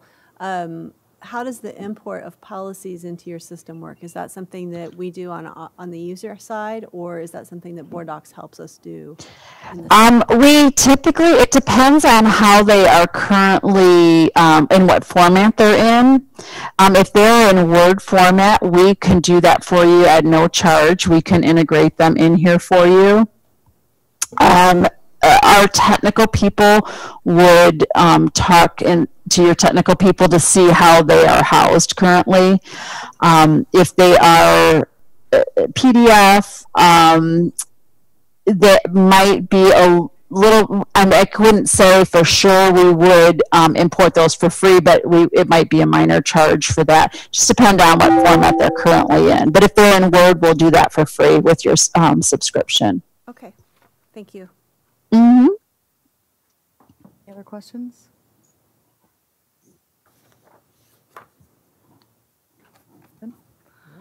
Okay. A few other things that differentiate us that I'd like to get in is we are ADA compliant. We do on-site training, so we'll come on-site to train your board. We come on-site to train all the board members and the administration. We'll be there for 2 days. And then ongoing, we, say 6 months from now, you want to really get into the strategic goals part of it. We do ongoing web training. That's all at no cost to you. As much web training as you would want. Our on-site training is at no cost. And then 24/7 support. So, for example, if a board member was looking for something, having some difficulties on a Friday night, say at 11 o'clock at night, they're looking at their agenda. We have a support number you can call, and they will answer the phone and help any of your team, even community, if they're having a problem. There's somebody live and answers the phone and can help you. I believe their percentage is like 92% of the time they help the person, in that first call resolve any problems. So that's a really nice differentiator with Board Docs.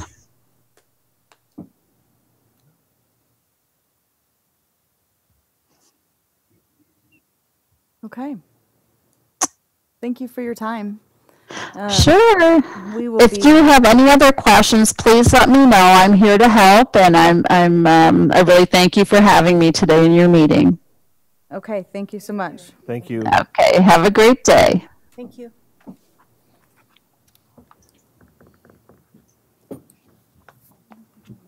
So, while we're pulling up the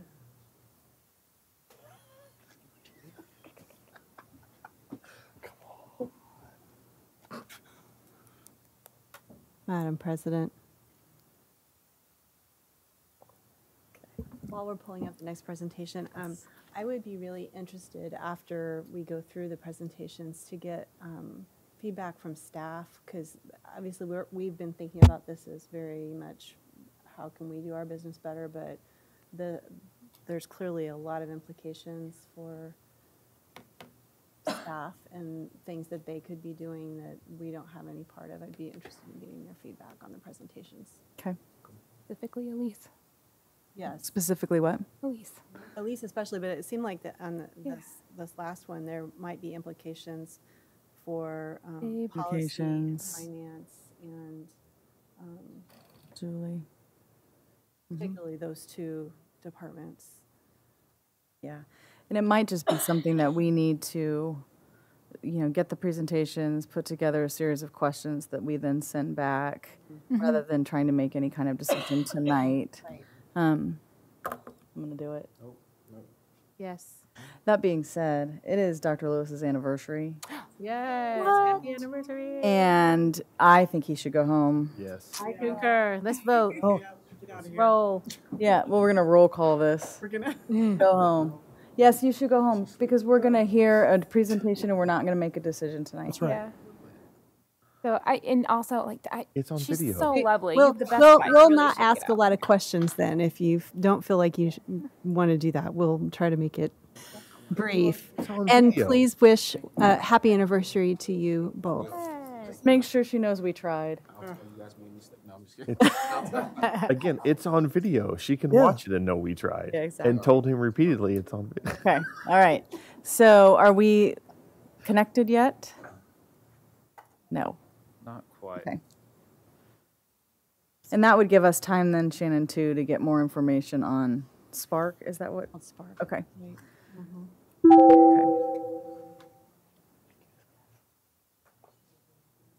Oh, I'm tired too. And then we can ask some questions about that. I can call into her conference line. Let's do that.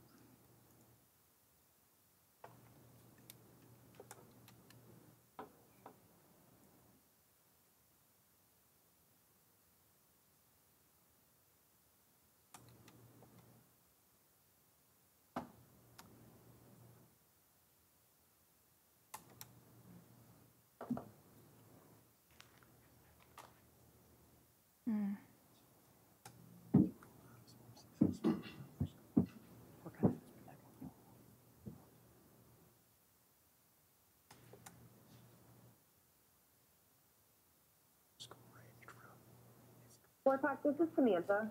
Hi, Samantha. It's Elise. How are you? Good. How are you doing? Good, good. We have the full board here, and we are ready to start when you are. Okay, perfect. And so you can see my screen, right? Yes. Yes. You're on the login page? Okay. Yep. And you guys can hear me okay? Yes. Yes. Yes. Yes. All right. Well, we'll go ahead and get started then. So you guys are going to see the user side of BoardPack. Kind of after that, we can kind of go over questions. We can kind of talk about company information, security information, if you guys were interested in all of that. So you guys can let me know once I'm done with the user side. And again, feel free to, ask any questions afterwards, okay? Sounds good. Great. All right. So we'll get started.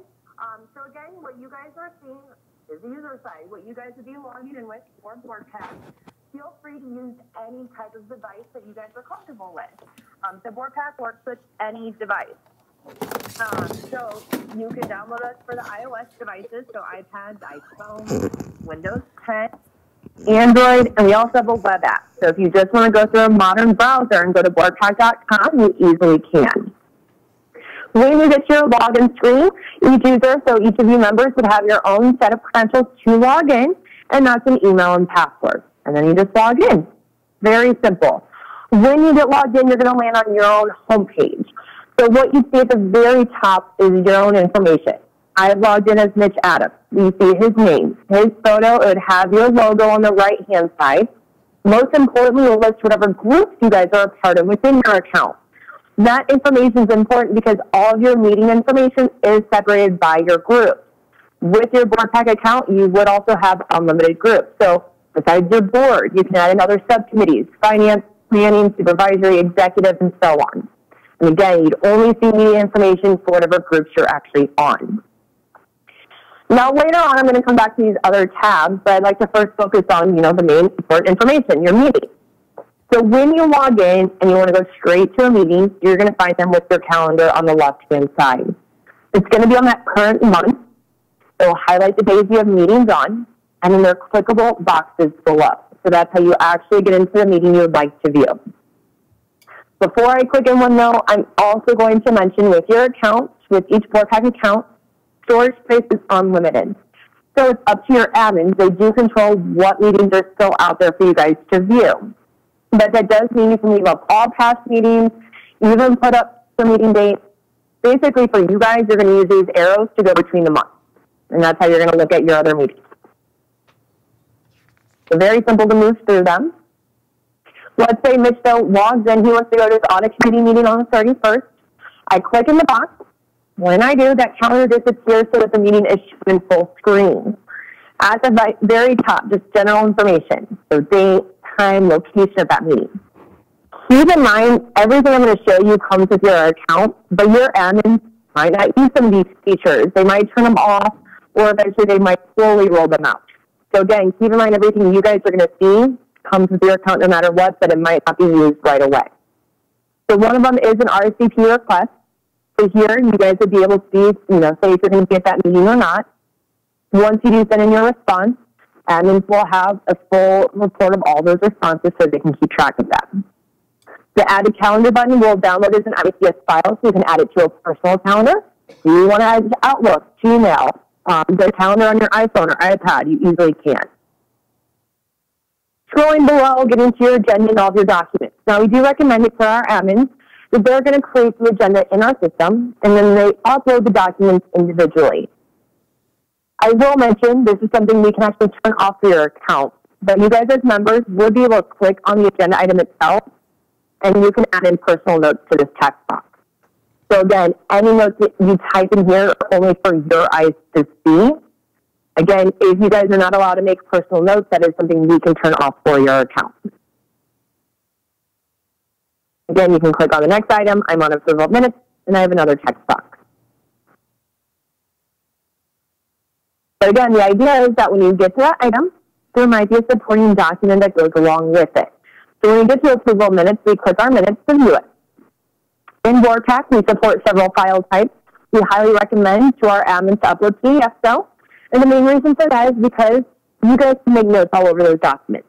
Now again, that is something your admins can turn off. If you guys are not allowed to make notes on documents, you guys can control that. But if you are, these are personal, so again, only your eyes can see whatever you make on that document. So you can add in text notes, highlight, draw, add in sticky notes. And again, anything you add in here is only for your eyes to see. The left-hand side would be just different ways you can navigate through the document or view it. So you have thumbnails over all of your pages. You can easily jump to a page if you'd like. Or you can just use these arrows. You can zoom in, zoom out, and you have a fit to page and fit list. But again, to make your notes, those are on the right-hand side. I also have a print icon shown. Again, something your admin control, whether printing or downloading, is allowed. So they can control that within Admin Center.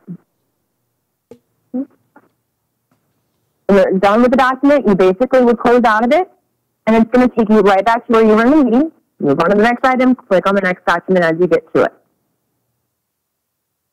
I will mention though, so this is how we recommend our admins to create the information, but there is still also an option for them to create a full PDF packet of all of this. We would generate that for you, put it all together for you in one document. So if some of you guys would rather just view that full PDF, you easily can. So for your agenda, all of your documents in one PDF. We also have a voting tool. Now, the one I'm showing you here allows you guys to vote from your own device. If that's not allowed, admins will have the option for a roll call vote. Where, of course, if it's more of a verbal vote, they can put in the votes on their end. That's, again, if you guys decide to take your votes in the system, use this feature. I'm going to click on the Documents tab at the very top. This is still in that same meeting that we are viewing. It's basically just putting your documents in a list form. Again, a couple other features you guys have with your account no matter what, just up to your admins if you use them or if you're allowed to. There's document approval. So here, the admin can turn this on for only maybe one person or a few people. Whoever needs to actually approve it, and they can approve it ahead of time. So here they can say if they do or not, and then also add an optional note. But once they send it in, admins will have a full report of all that in Admin Center. We also have an option for users to sign off on documents if needed, and then we'll turn into a signature page and a report for admins. The People tab here is basically listing whoever else you invited to the meeting. So all of you guys, you guys as your board members, all of you guys will be listed here for your board meeting. So agenda, documents, and people, those three tabs you just enter at the very top all deal with that meeting you click on. So again, the idea in board pack, sorry. The idea in Board Pack is that when you log in, you see your information at the top, you click on the meeting on the left, and then you move through this.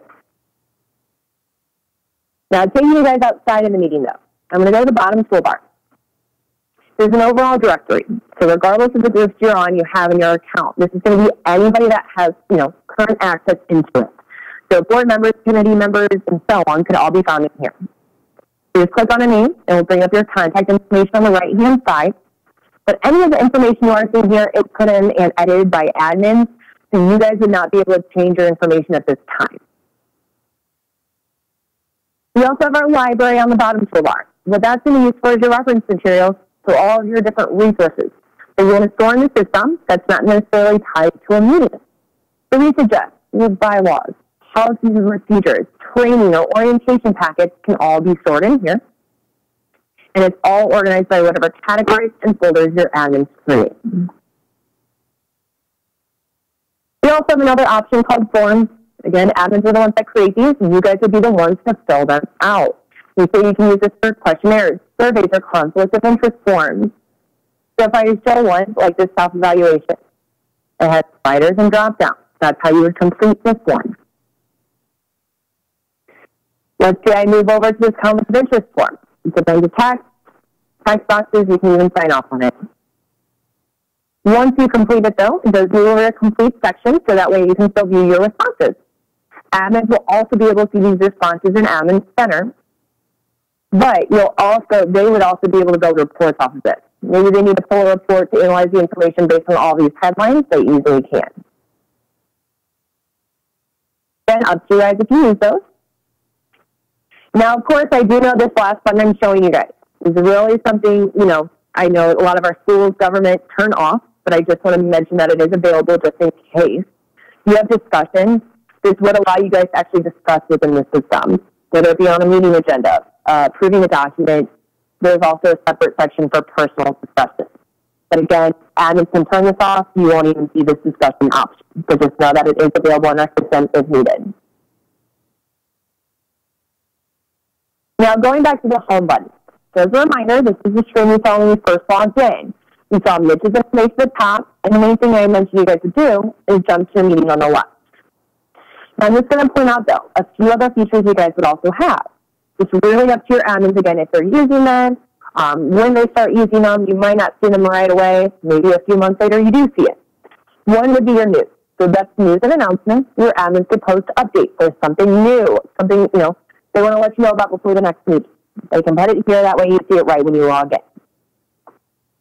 Poll questions. This would be used more for lunch, dinner selection, next meeting date. So really quick questions you need responses to, they can put them here, and you guys can easily respond by just clicking on it. Tasks would be anything you guys need to complete within here. So if you guys do approve documents or complete forms, or even if you just ask the RCP, those are listed as tasks for you guys that you need to complete within here. And there are also email notifications that do go out letting you know, hey, action required, there's this task you need to complete, you need to sign off on this document, you need to complete this form or RSVP in the meeting. And once you do complete it, it would also be, of course, removed from this list. Drafts, again, admins can fill upload drafts of documents into your meeting or into the library. The ones I'm specifically showing under this tab, though, are ones that admins actually will create from scratch in our admin center. So they put their title in first, they put their labels in, and then each month they make their updates to it. It'll all show in real time for you guys. But like I keep mentioning, everything we just went through comes with your account no matter what. Your admins will see all those capabilities in Admin Center. But if you're not using something right away or at all, then you guys will not see it on your end. So again, if you guys don't ever use graphs, you guys won't see that tab on your end, and so on. Last thing I do want to mention from your guys' end is in your welcome bar. Of course, you can always change your password if you need to. Password recovery allows you to put in your cell phone number or double check that it's the right one. So if you do ever forget your password, you can reset it on your own. But most importantly, what you're going to find under here, Board Pack News and Training. Now, of course, we offer unlimited training for you guys. It's all live over the phone screen sharing just like we are right now. That's included with your account no matter what. But maybe you guys don't have time for a training, or maybe, again, it's right before a meeting or something. You guys kind of want to learn a few things. You can easily go here. News is where we're going to update you guys about things. So our own updates or features in the system, of course, we want to let you guys know about. We'll post those here, so you can just click on it and it brings it up for you. The right-hand side is all of your training that we built in. So you can look at the supporting document, or this overall training also has a video to go along with it. So again, if you kind of want to learn on your own, or maybe just months later you figure out how to do something, you can easily reference this information at any point. So again, that's automatically built in. But again, you guys also have live training sessions that are included with your account. That happens over the phone and through screen sharing, just like we are right now. Typically, I would ask your admins ahead of time, hey, what are you guys using in the system? They would be the ones to schedule it for you guys. And this is basically what we'll do. We'll go through the system, make sure you guys, understand it. You guys can ask questions throughout it. I teach you how to make annotations just in case. So all those sessions will be included. But again, you'd also have all that training built in. And the last thing, of course, you guys have is your logout. So how to properly get out of the system.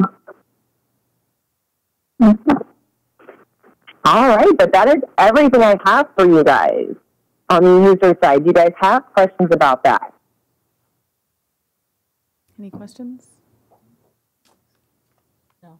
So we don't have questions at the moment. I think we're going to think about several questions we might have for all the systems we're looking at, and you might get an email probably from GR with those series of questions after staff have had a chance to think about some of the things that they would want to know as well. Okay. And so we appreciate your time and the presentation, and we will be in touch. Okay, sounds good. I was going to say, you guys have my information, so feel free to send over questions or anything that you guys might need. But thank you guys for your time. Thank you. Thank you. Thank you. Bye-bye.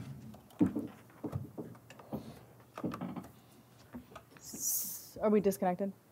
So did you get any sense of price point from Board Pack?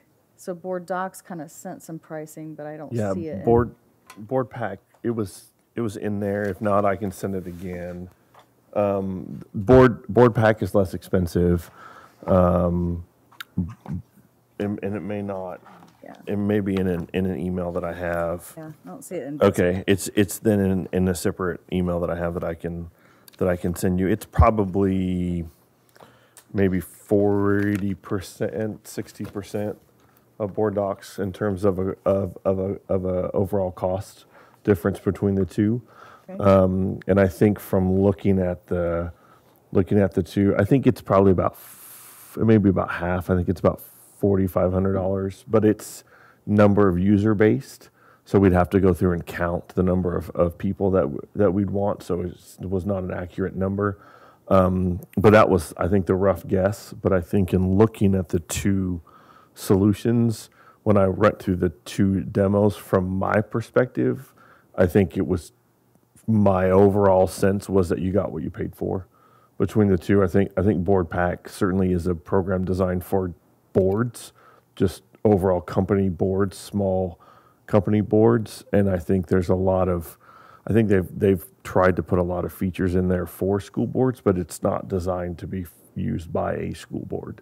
Well, and the main thing that, unless I'm just missing it, is it doesn't seem like it has the same kind of public interface that Board I think Docs it does. I just don't think she got to it. Okay, all right. A lot of times when I experience with those types of systems, that when it starts getting priced by the users, it sounds like a really competitive price, and then you realize, I mean, how many people we have using So we need to be users. Yeah. Right. I guess that would be one question to have. I am interested if you can get an appropriate response to comparable information. I'm interested in looking at the third option. Yeah, I'll respond to the CEO and go through the same process I did with the other two. I'll try to set up get in touch with a rep and get a demo and go through it and see how it compares to these two and go through give it the same fair shake that I did the other two, if that's okay with you. Yeah, and if they have it like a canned demo, they can even email us that we can all kind of watch at our own.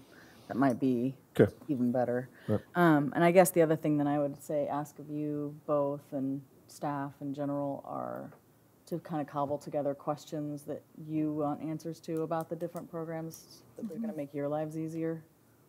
Right. Because we are going to make your life easier, whether you like it or not. Thank you. No, you have experience with board docs, is that correct? Okay. And then I would say the same for board members. If you have questions you really want asked, and we'll send them to Elise, and we can kind of get them all together and send them off to the 3 companies. Or One thing, just in the materials, I thought that board docs did a good job of laying out, like, I think I would actually want to ask some of the same questions that board docs already provided answers to the other vendor or vendors. Particularly around some of the things like their how they treat data security. And one of the features that is interesting to me is this notes feature, and board docs specifically explains how their notes feature is FOIA compliant, and so that would be something I would want to know about the other ones, for example. So do you want us each individually to do that, or? I would say each individually send the questions to her, and then she can look for duplicates and Okay. consolidate commonality questions. And So, GR, I'm going to leave this in your hands to be the main go-to on in regards of let us know when you've found the other information from the third company, and then set timelines and deadlines for Elise to distribute out to the rest of us to get that input back to her. I get to give her a deadline. To give all of us, yes. Because I think otherwise we might kind of She's flounder. in super this excited about months that. and months. So I think if you can get the info on the third company, we can have dates of when we're supposed to get stuff to Elise to send out to the companies. Okay.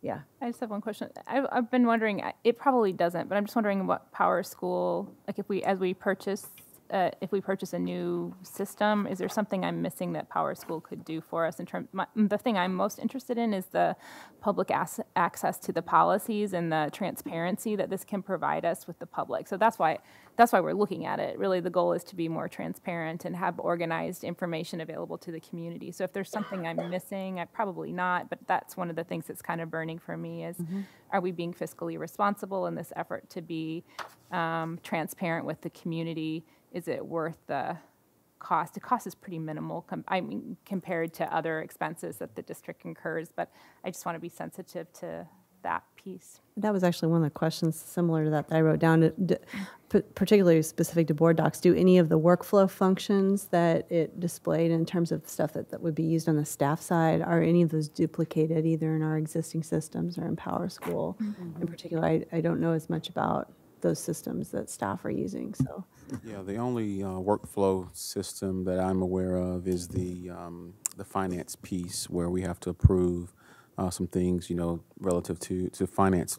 Now, board docs would be still some of those things, depending on the amount, who gets to approve those items, depending on which department and which department we even get to see some of those workflows. Yeah, but definitely, if there's any other overlap, it would be good to have. In my cursory research and understanding, I don't think Power School has a district level documentation, organization, repository piece. It might end up with one because it's expanding and adding modules, but right now it's still student focused, Okay. as opposed to district focused. That makes sense. That's a good explanation. Thank you. Anything else on this? Okay. Do we have a move to adjourn? Move to adjourn. Second. All those in favor? Aye. Okay. Bye.